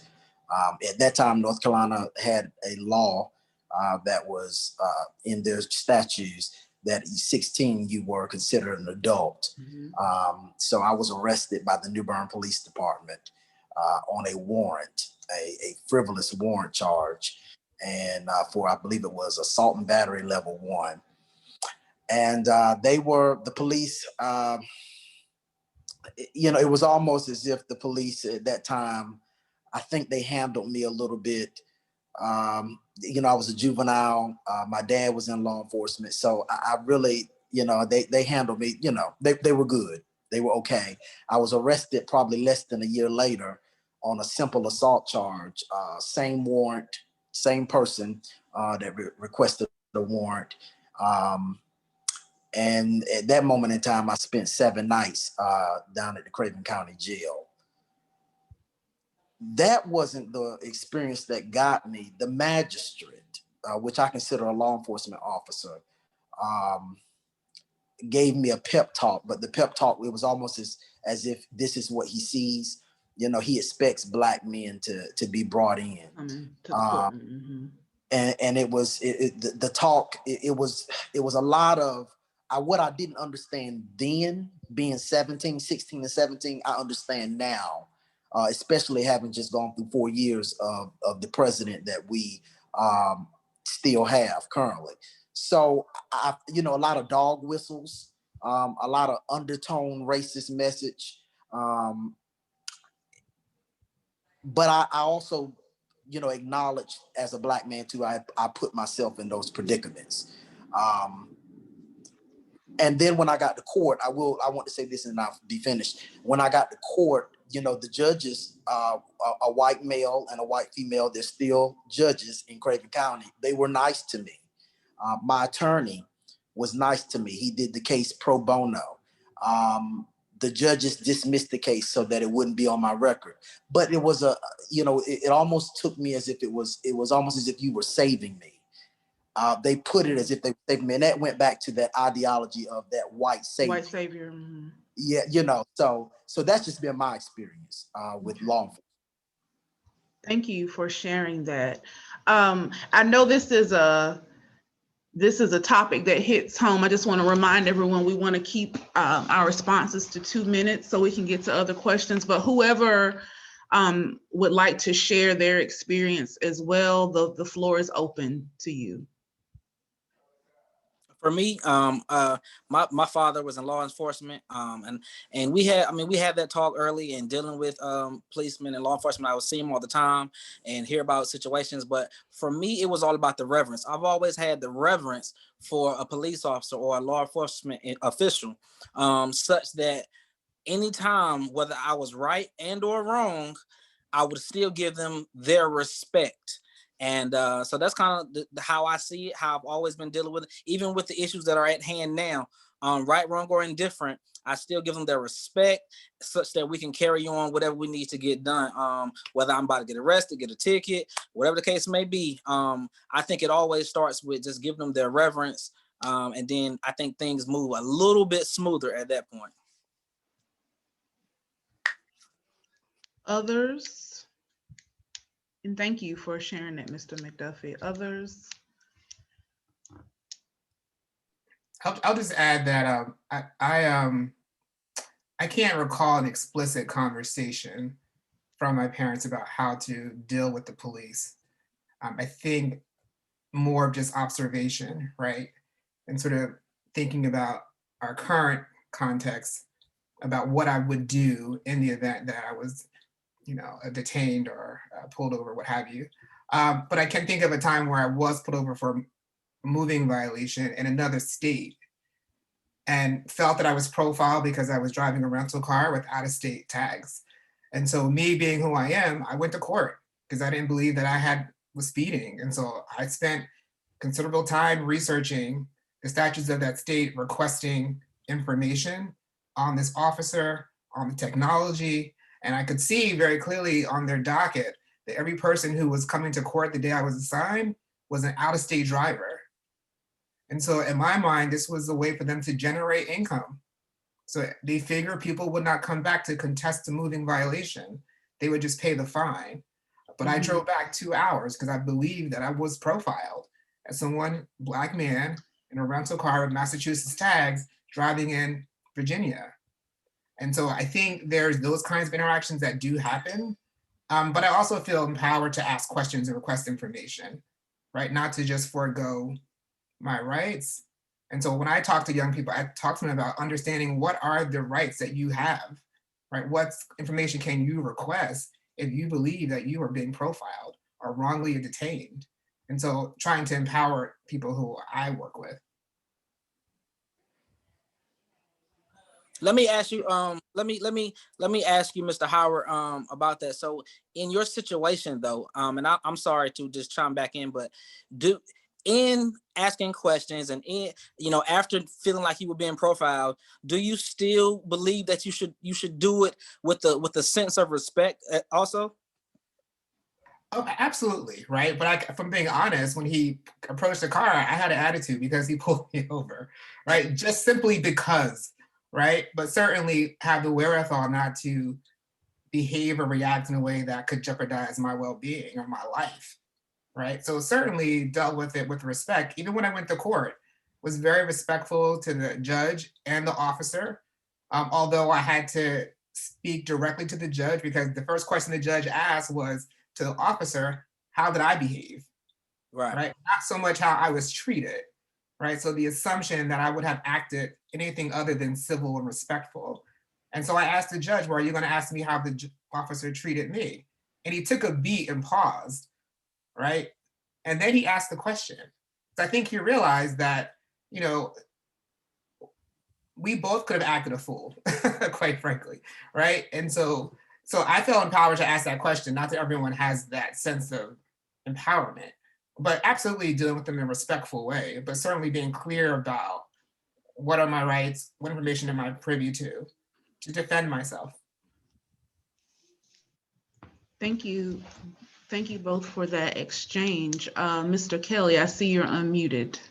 Yes, I don't remember having that exact conversation with my father, but I know there was different conversations in the community. Mother and father sitting at the kitchen table, such and such happened to such and such when he was out, around the corner in North Jersey and everything. But as growing older, I do know that it was kind of a sense, we kind of knew inherently, listen, keep your nose clean. That's what they always say, keep your nose clean and those guys won't come knocking on your door. Keep your nose clean. And then as I've gotten older, I've noticed that, it might be an ego thing. If they playing this mind game with you, be smart, discern the moment, make sure, discern the moment, find out, okay, is this thing starting to escalate right here? If it is, play the game with them.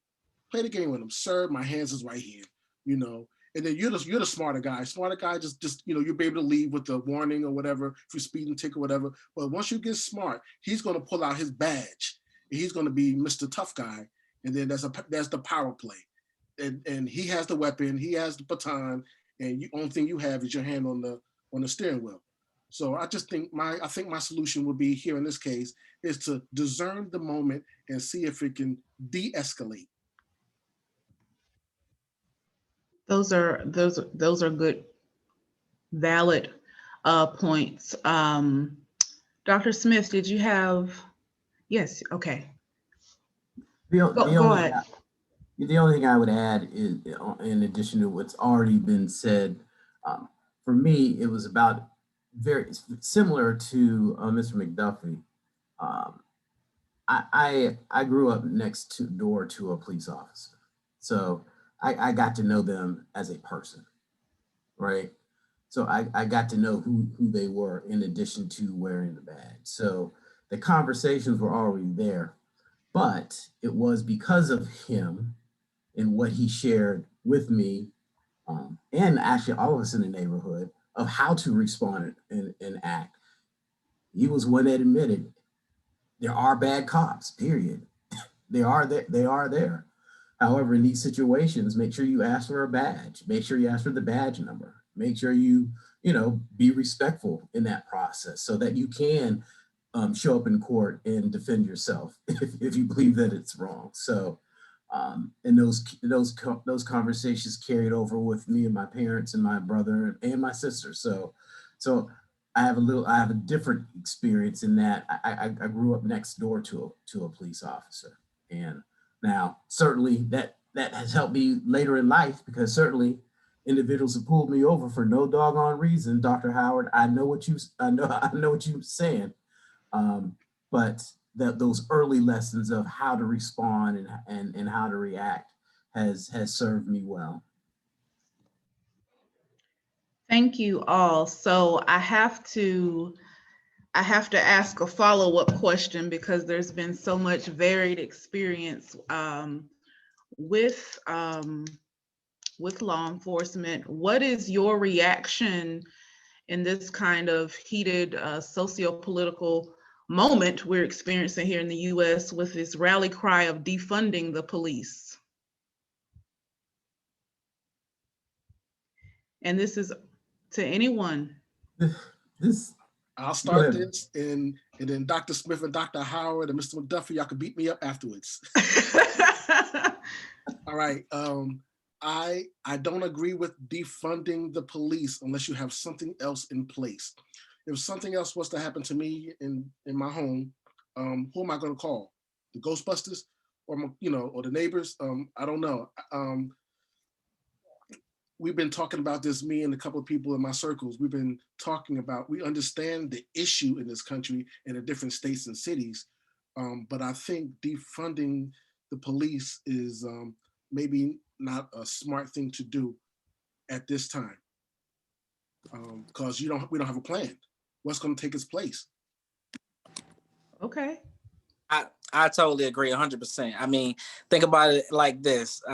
We hate the police just until we need the police. Like he said, somebody break into your house, who you gonna call, your brother? No, you're gonna immediately call the police. So like, I don't get it. I really understand what they're trying to imply, but nah, I just really can't get to the level of defunding police, because like you said, who we gonna call? So it seems like, and I'm gonna let the other panelists respond. So when you hear defund, you hear eliminate. Because eliminating and removing resources are different things. I just want to clarify before we move on to the other three folks. I understand that. When I hear defund, I'm thinking about just remove some of the money allotted to them, such that they can do their job effectively. Okay. I'm actually glad you asked that question, because I think people have different meanings of what it means to defund the police. As I understand it, and my sort of thinking about it, it's actually not sort of removing police altogether, right? So this idea that we need to think about how we're using our resources. So what are the factors that drive people to participate in the underground economy, right? So employment, housing stability, right? Food fragility. So how about we sort of think about how to reallocate services to meet those needs? Might people then not have to result in some of the behaviors that we are seeing? But also thinking about, how do we hold police accountable? I think someone mentioned that in the chat, right? There has to be a mechanism for training and development for police officers, accountability, but also addressing the real needs of the populace, right? And so we think about money that we spend on schools, it doesn't compare to what's spent on police and policing, right? And so we could think about where are we investing the dollars? And so I'm all for defunding and reimagining how we use the resources, even as we sort of think about other ways to provide safety to our communities. Unfortunately, I just don't think that a lot of people who are chanting defund the police, I think, based on when you hear their idea of it, it is simply defund it, cut into their personnel budget. When I think of it, I think of reallocate the police. But I also look at, we can't say that until we really look at a police budget. So I just think sometimes the cry of defund the police is an emotional cry with no intellect. Because when we're saying reallocate, well, do we know what the budget is? The Minneapolis Police Department, do we actually know what to reallocate? I mean, I think that's going to be important. I think we need to define that we need better practices on hiring police, and police need the necessary training other than what they're getting, the physical fitness. We need more police officers that are trained on mental illness, cultural awareness. A lot of police officers don't understand cultural awareness. Mhm. I want to So they're in the agree with this one point that people Okay. have thought through what it means. I think that people have, right? I think the media, social partisan politicians have taken the term to mean something different. But I do agree that we have to think about how budgets are managed, how budgets are created, disparity in sort of funding. But we can continue to fund the police and not put money towards social services, and we will still have the same problems, right? And so I think it's a whole system needs to be reevaluated. And policing is just one part of that, right? And I also think too that we can't rely on police to be the clinician, the social worker, et cetera, right? I think that's the same thing that happens in schools. We ask teachers to be everything, right? And they can't. And so I think we have to think about what that looks like too in this conversation. Mhm. And I'm just going to add to what's already been said, particularly with Dr. Howard saying, when I hear defund the police, I'm looking at it as a reevaluation of what we want the police force to look like and be in our communities. All right. Just like everyone said, I want a police officer to respond to my need just as I want the EMT and the firefighter. All right, I want to be excited that they're here to support me. I want a good one, all right? I want a good police force. So, how can community be involved with the police force? I'm coming from the mental health side here, and I hear that we need to train our police officers to be mental health. Okay, maybe a little bit. I actually think we need to train mental health folks to ride around with police and be part of the police department. I think we need to really think about how we are doing community policing, get out of the cars and walk around neighborhoods. There are programs out there that have been very successful. We don't need to spend all this money on military style weapons. We don't need to do that. Mm-hmm. So I think there are some things that we can do. And we need to run for office and sit on city council, county council, where they have the purse strings, where they can review and evaluate the budgets and have a say and an impact on them. That's where we can come in and be very active and involved. And I'm going to add this piece, as Dr. Howard indicated. I'm hoping that I'm hoping what I will be pushing forward here in the Greensboro community at a minimum is we really need to sit down and look at and ask, what do we want our schools to do? What do we want them to be? All right. Because anyone that's been in the education field knows that the school does more than educate, but that's the only thing they're asking them to do. Now it's ironic now we're in the pandemic and everybody is bringing up everything else the school does with the exception of educating. They're talking about, well, we feed kids. Well, they need to have social emotional learning and this move back. The big question is this: school provides babysitting, childcare, or oversight over kids during the day while parents work. And no one's really asking that. If that's what we want the education system to be part of to do, let's have that conversation and resource the school system to do that. Mm-hmm. So to me, that's where I see defund the police, for, proper resourcing into what we want that system to be. Exactly. Sorry, I went over 2 minutes.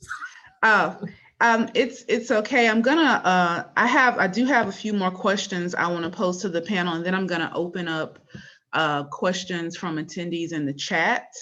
But I do want to kind of stay focused on this criminal justice kind of theme for a moment, because resources are one of the reasons why so many young Black folks end up in the criminal justice system, the lack of resources, particularly Black males who, by the time they reach adulthood, I think the statistic is that, 1 in 3 Black men will have a felony conviction. So the question I wanted to pose to each of you who are esteemed in your own regard is, how can we as a community support young Black boys, young Black male teens who from a very early age in the school system, right, are exposed to this systemic institutional racism, right? We know that teachers who are predominantly white and female have these implicit biases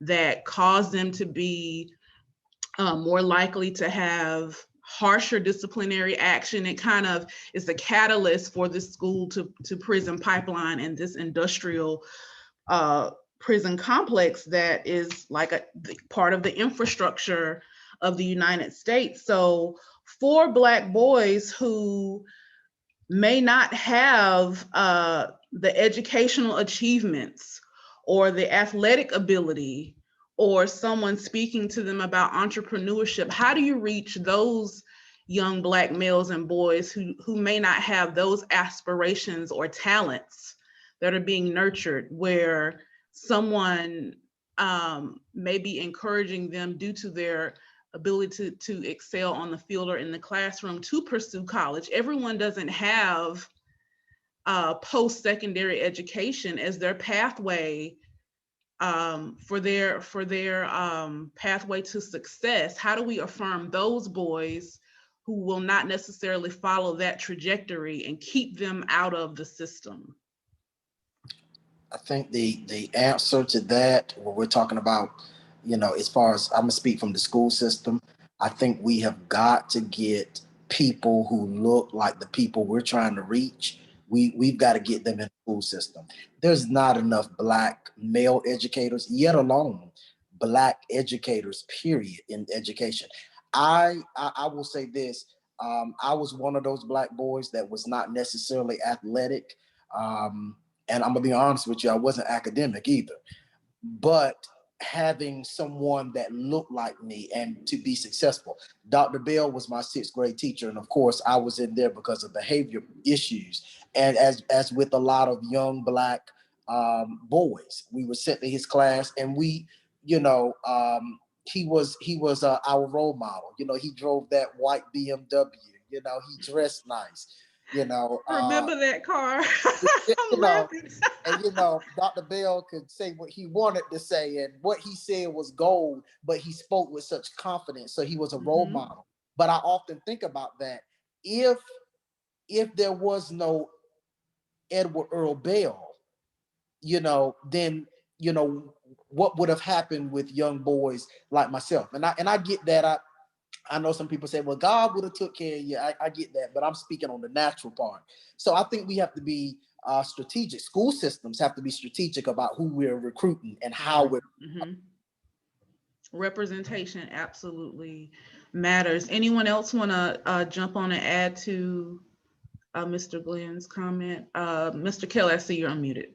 Yes, Mr. Glenn, Dr. Glenn, this was good. I want to piggyback off of him. For the last 3 years, I'm part of Delaware Family Fatherhood Coalition. And what we've done is we've partnered with the school, with the middle school here in Dover, Delaware. And what we do is we mentor, before the pandemic, we mentor pretty much every Friday, but we're trained and we're certified, not just people who are just good church folk. We're gonna go and mentor. No, we've been trained, we've been certified to, and background check to go and touch these boys, and be present, be there in their lives, and to nurture them in a way. If there's a strength of me, if I'm an entrepreneur, which I am, entrepreneur, businessman, then I'm going to mentor from that perspective. If I'm a spiritual leader, I'm going to mentor from that perspective. Not have church, but go there and actually, be there for him. So I think if we have more schools that will partner with some of these credible mentoring programs, I think that could be a solution citywide and nationwide. And to add to that, the partnership is key. At A&T, I'm in the College of Ed. We've partnered and we've adopted 3 schools in the Greensboro school system. And when I say adopted and partnered, what that means is we have specific relationships with those schools where our students do their student teaching. Our school counselors go in and do the school counseling. Our faculty do professional development with those teachers in those schools. And those students come to campus and see what a college campus looks like. All right.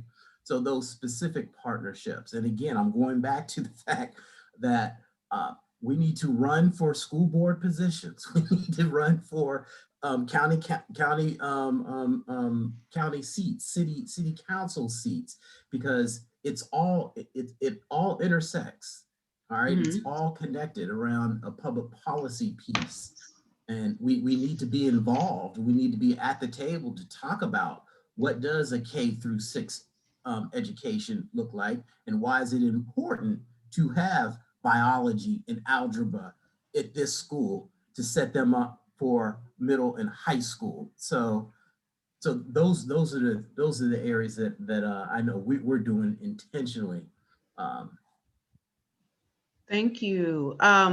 We are running out of time, so I am going to final call each and every one of you. So get ready. You have 1 minute. My final question to you is, what does racial equity for Black men look like to you? 1 minute.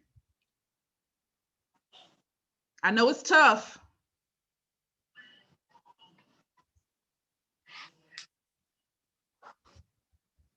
Mr. McDuffie, you're unmuted, so I'm gonna put you on the spot. Okay, so for me, I think it's more about how I believe in myself and how I carry myself. I understand that in the world that we live in, racism isn't going anywhere, but yet I have the confidence and the whereabout and the knowledge such that I can put myself in situations where I can try to manage it. What I mean by that is that everybody doesn't. Some people go into situations looking for trouble, if I may say, you know. But so for me, I think, you know, being equal, I try to education, they can't take that away from you. Experiences, they can't take that away from you. So that's what puts you on the level playing field, or if not a better playing field than such that they have. Thank you so much. Dr. Smith, 1 minute. What does racial equity for Black men look like to you? For me, it would be just as it states, equity across all systems, at all times, in all circles. Equity and access. So literally, that's what that means for me. Equity, and I like that, and access, right? Mr. Kelly, I see you're unmuted. What would you like to add to that? What does racial equity for Black men look like to you?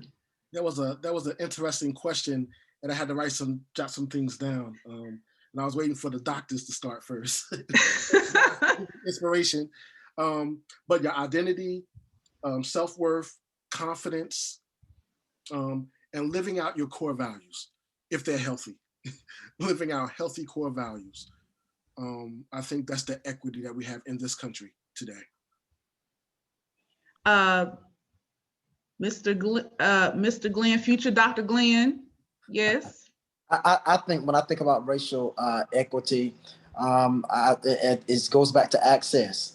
You know, treat us the same way you treat your counterparts when you pull them over. Treat us the same way you treat other, you know, and I'm speaking to, you know, whoever it is.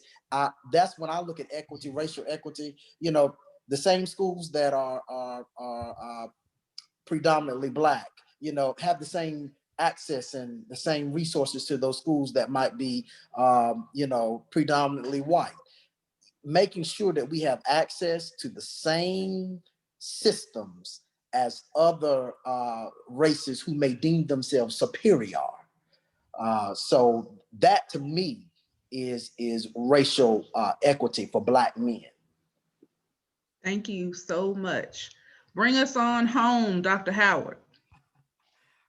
So I'm going to speak from my vantage point. I work with very young boys, so ages 4 to 6. So they haven't even gotten to adulthood. So I'm going to just echo Dr. Smith's point about equity across all systems, having access, but I would even say sort of even more than just sort of equal resources, more resources, right? Because we have already started well behind the 8 ball, right? So you can't give us all $100 and get the same end result. So I think we need a proportional amount of resources that reflect what they would need, boys will need to be set forward on a course of success or development. So I'd add that part in terms of equity, racial equity. Thank you. Thank you all so much. This has been a dynamic conversation. I've learned so much from each of your perspectives and input and sharing your experiences.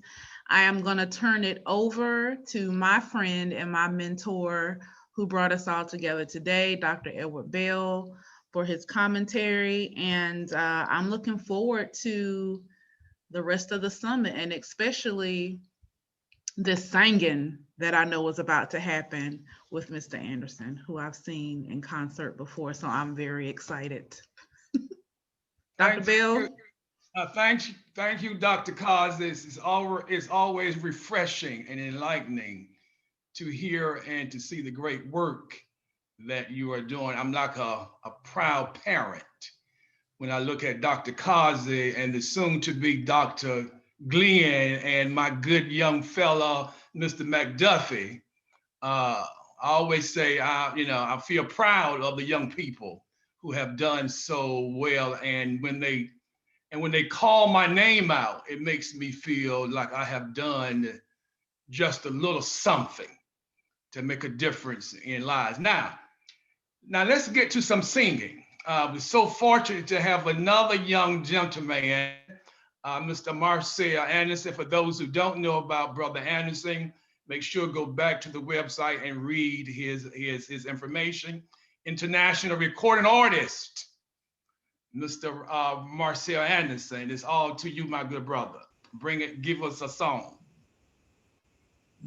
Thank you so much, Dr. Bell. Hope you guys can hear me clearly. I want to make sure that my music and my connection is clear. But again, thank you so much for having me. I know this day has been wonderful, and you guys have been impacting and inspiring so many young men, parents, and stakeholders, and all those who are part of this conversation. So again, I believe in this movement, and thank you again for having me. And I'm excited to be able to share this song. There's so many things that's going on in this world. And I believe we should continuously come together, continue to work towards a common cause and shared vision. And I hope you guys will enjoy the song. If you know it, I don't want you guys to sit there and just listen to me sing. Listen, we're going to celebrate together, get up, move around, clap your hands, whatever you want to do as we sing this song by Marvin Gaye, What's Going On.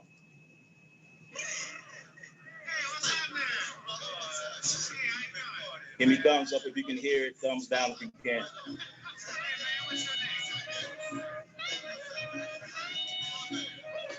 Come on, y'all. Clap your hands. Hey. Mother, there's so many of you crying. Brother, there's far too many of you dying. You know you gotta find a way to bring some love in here today. Father, there's no need to escalate. Yeah, war is not the answer.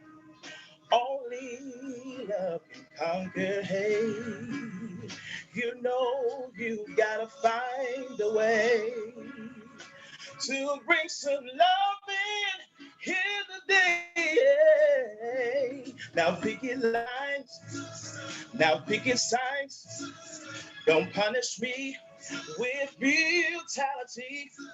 Just talk to me so we can see. Oh, what's going on? Everybody, what's going on? What's going on? Yeah, what's going on? Oh,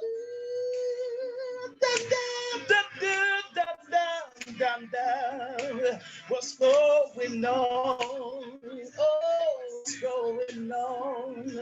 Da da dee da dee dee, bam bam bam bam bam bam. Hey, ooh, da da bam bam bam bam ding bam bam bam da da. Mother, everybody thinks we're wrong. Listen. But who are they to judge? Simply because our hair is too long, mama. You know you gotta find a way to bring some love in the day. Now pick your line, sing. Now pick your sign, sing. Don't punish me, come on, with brutality. Come talk to me so you can see. Come on. Oh, what's going on? Everybody, what's going on? Black brothers, what's going on? Black people, what's going on? Oh.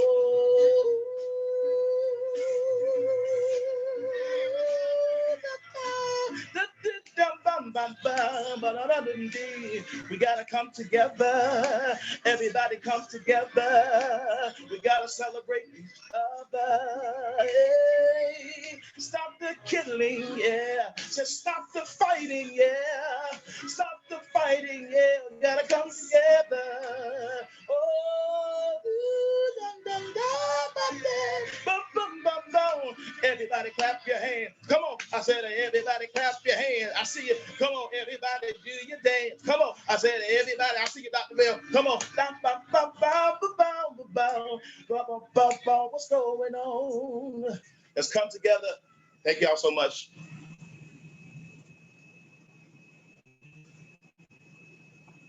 Well, thank you, my good friend, for that song, What's Going On. As you know, a lot is going on. But right now, before we bring on Dr. Hargett, I just want to make mention to this one individual who really supported me in this endeavor. She doesn't know that I'm going to call her name out, but I am. If I were to choose a sponsor for this summit, I would choose Stephanie Tatum. She has been very helpful with the advertising, giving me words of advice, words of encouragement, and just being the best web designer that you can find. And so thank you, Stephanie Tatum. I have put her contact information in the web chat. If she was able to put up with me with all the technical issues and designs and inputs and the things that I wanted, and she was right there with me. One thing I've learned, when you do work, people will seek you out to help you. And this is one sister that I did not know, but she and I we got to know each other as a result of social media, and she wanted to feed into what I was doing. And so you never know who's watching you. And see, she watched me over the weeks and the months, and she said, Dr. Bell, I want to help. And so I thank you, Stephanie, for your support and your participation and your encouragement, and for your patience with me as we put together the website that you've done beautifully. And so I want to thank you for that. Now, let's bring on Dr. Hargett, and Dr. Hargett will bring us the closing remarks. All right. Well, good afternoon, everyone. Certainly, this has been a wonderful afternoon. of discussion. And certainly we appreciate Dr. Bell for the vision, and as he has kind of highlighted and continued to highlight what I consider these commodities in the Black community. And he continues to emphasize for us the importance to uplift, to embrace, and to celebrate these gifts in our community. Certainly special recognition to those expert panelists who have shared with us today, and certainly a great job done by our moderators as they've challenged and pushed us to think about some things that perhaps have been a little challenging to think about, but certainly as we've heard and gathered information, we have been excited to know for the next step. Certainly the opening speaker this morning kind of set the tone for where we are and talking about the 4 R's, and definitely Mr. Anderson, what's going on. We appreciate that. As we have participated in this afternoon, we all should be somewhat intellectually stimulated with excitement and energy, and hopefully we're charged to go forth and to be the difference in the life of a Black male, whether that's a son, a brother, a nephew, a cousin, a play cousin, a neighbor, or just a friend. Let us be the difference to all of them. And as Dr. Bell would say, Raheem and Mike need some encouragement to overcome the obstacles put before them by our society. And our society, as we see it today, is sometimes threatened by the intelligence of our young men, threatened by their swag, and even threatened by their innate inner strength. These Black men definitely have a strength that was, as we know, was galvanized on the continent of Africa, through the Caribbean to the rural South of the United States and across the nation, threatened. And it's interesting, as I was thinking, and I'm a movie buff, and I think about lines sometimes that come to mind, and I'm remembering the character Dreads played by Busta Rhymes in Higher Learning. He quoted a line, he said, "They hate me because they ain't me." So sometimes our Black men definitely are people are threatened by them. So as we think about this year, 2020, and using the vernacular of our young people, has been off the chain. You know, we've seen and we've heard some of the most horrific commentary, and we've had some of the worst lived social experiences than perhaps we've experienced over the past 40 years combined. I want to date myself a little bit, but in 1982, and I was a little boy, the rap group Grandmaster Flash and the Furious Five released a 7-minute song called The Message. And the lyrics of that song kind of sums up what this year has been like for many of us so far and what we feel. The lyrics, they said, "Don't push me because I'm close to the edge. I'm trying not to lose my head. It's like a jungle sometimes. It makes me wonder how I keep from going under." The message this year has been apparent to those of us in this summit who are committed to the well-being of Black males. And as we sit here today and as we listen, we should recognize that we must argue, fight, and fuss. And as my grandma would say, cut the fool in advocacy for our boys. As Black males, we wonder sometimes how we keep from going under, but we can't go under because we stand on the shoulders of greatness. You see, our greatness as Black males is intimidating to those who are insecure about who they are and who recognize the true value and the price of who we really are. See, the price of freedom for a slave in 1802 was $500. To be male, Black, educated, and outspoken in the rural South of the 50s and 60s cost a life. But the tenacity, the character, and the stick-to-itiveness of the Black male throughout history in the United States is priceless. You see, this year, we've lost some great Black men whose shoulders of greatness we stand on, Black men who refuse to succumb to the challenges of their day. You see, these men represented resiliency in the face of adversity and persistence in the midst of chaos. The likes of John Lewis, congressman and civil rights leader. John Thompson, we know him as a basketball coach, but he was also a great mentor. We lost Chadwick Boseman, an actor and activist who represented Blackness on the movie screen very well. George Floyd, just a brother from the block. And we also lost Bill Withers, musician and singer, just to name a few. You see, it was Bill Withers who gave us the song Lean on Me. Lean on me when you're not strong, and I'll be your friend, because it won't be long where I'm gonna need somebody to lean on.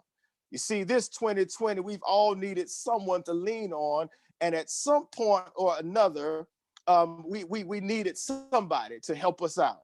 As a matter of fact, as I recognize the 2020 men that have gone on from the scene, there were also a few in 2019 that we lost that also began to shape and empower Black men. Earl Graves, the founder of Black Enterprise magazine, Elijah Cummings, a congressman and a civil rights leader, and also we lost Nipsey Hussle, a rapper and activist.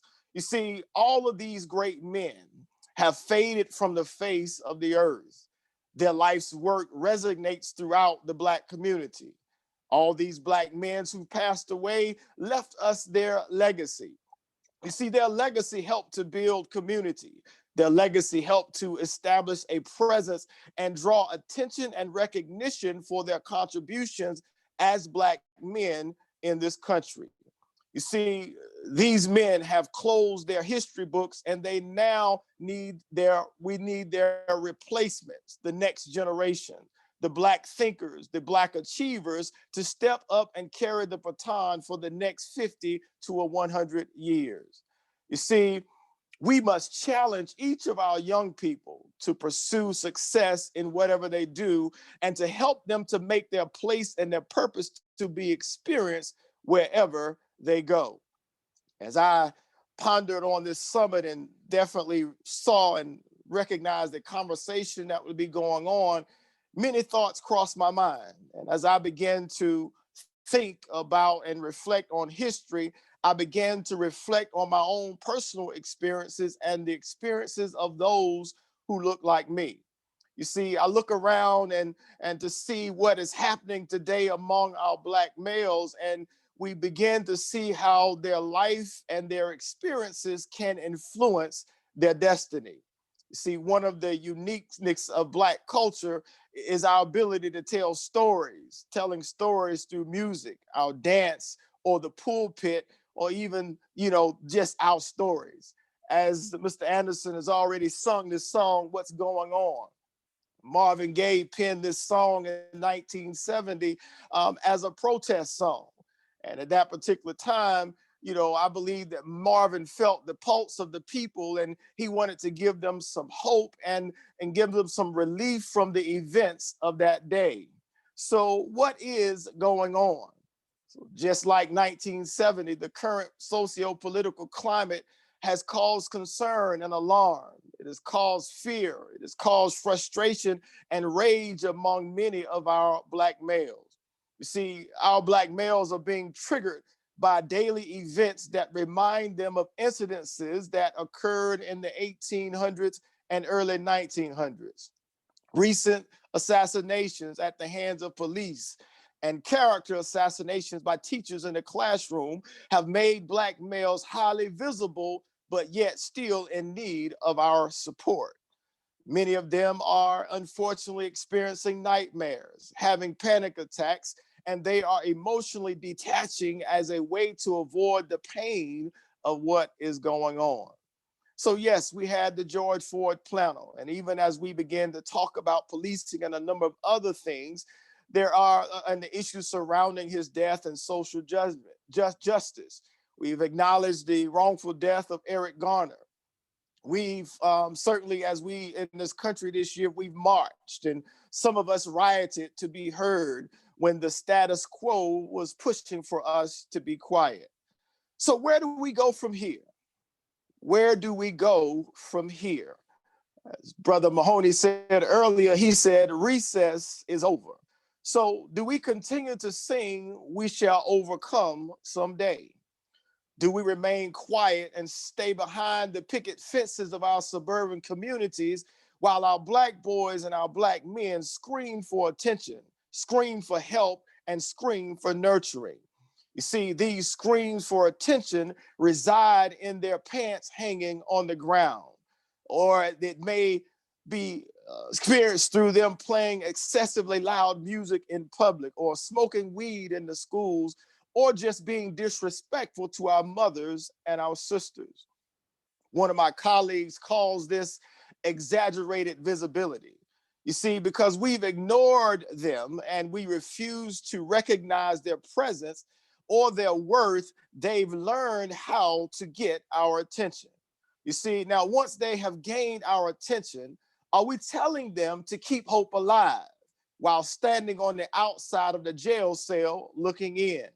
Are we telling them the Lord will make a way somehow, but refuse to preach to them in the street? Do we hum and recite the words of Sam Cooke's "A Change is Gonna Come"?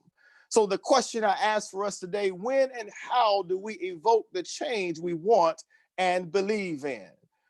Participants, saints, and friends, it's time for the choir to sit down. It's time to stop the empty rhetoric and the constant complaining. It's time for street corner philosophers to hush. It's time for Big Mama to stop crying over Junebug. It's time for professionals to stop accepting excuses made by white middle-class men who don't understand our boys.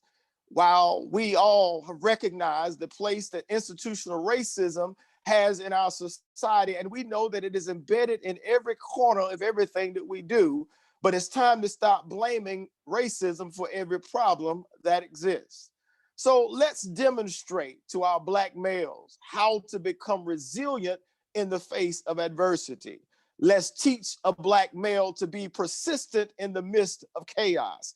Let's prove to a Black male that he does not have to succumb to the challenges of life and the streets. You see, because George Floyd and Eric Garner could not breathe and died on the streets at the hands of police officers, we have a responsibility to breathe life into a Black male of promise. We have a responsibility to commit resources and time, money, and effort to encourage a Black male to greatness. You see, it's time to put the popcorn down and stop watching this devastation happen to our Black males, and we must get in the movement. You see, after the panel discussions and all of the intellectual discourses, we must get our hands and our feet dirty and walk with them through this maze of difficulty to get them to the other side of their purpose. Recess is over. Participants, sponsors, and friends, as we close this summit for 2020, I want to encourage us to get into good trouble with our Black males with these 3 C's. You see, after the benediction, after the music has stopped, and after the sermon, it's time to get busy. So what do we do? How do we begin to make a change in the lives of our Black males? First C, we must think about character. We must build character in our Black males by involving ourselves intentionally in their lives. As we begin to build character in them, we build it by being available to them. We encourage them regularly. We tutor them. We mentor them. And if you can't do that, just talk to them and let him know that he is relevant. The second C, we must coach. We must coach our Black males through the struggles and the challenges that they're confronted with. Sometimes these struggles come with family, or they come with school or friends, or just life in general. But we have to let them know that we're going to coach them and be there for them in the long haul, even when they decide to mess up. The last C I offer you today is to collaborate. We must collaborate with schools. We must collaborate with churches. We must collaborate with community organizations and our struggling parents, and to support their efforts to help our young Black men. We must recognize that with your knowledge, with your tenacity and expertise, you can reach one male at a time. As I begin to close this commentary, I want you to let you know that I have a somewhat personal investment in the well-being of Black males, and I want to solicit your help. You see, I have 2 beautiful daughters, age 25 and the other soon to be 20. And so if you invest in our Black males, it just may be the one who shows up at my doorstep to take their hand as a wife for life. You see, he is needing your assistance right now so he can be prepared for them. You see, I'm preparing them for him. And if we both do our jobs, we will have made an investment that money can never buy. So don't let me down. I'm counting on you because it's like a jungle sometimes. It makes me wonder how I keep from going under. Thank you all for all that you do and definitely sharing in this summit today. Thank you, Dr. Bell, for the opportunity to share. This is just the beginning, you all, and we cannot sit on the sidelines. We have to be involved more than ever right now. Thank you all very much. Enjoy the rest of your afternoon. Thank you, Dr. Bell. Thank you, Dr. Hargett. And the only thing I'm going to say is amen, amen, and amen. And thank the participants for coming out and supporting the summit. And thanks for those on Facebook Live. Thank you, thank you, thank you. I'm not even going to touch what has been said. And I bid you all a good day until we meet again. Thanks so much.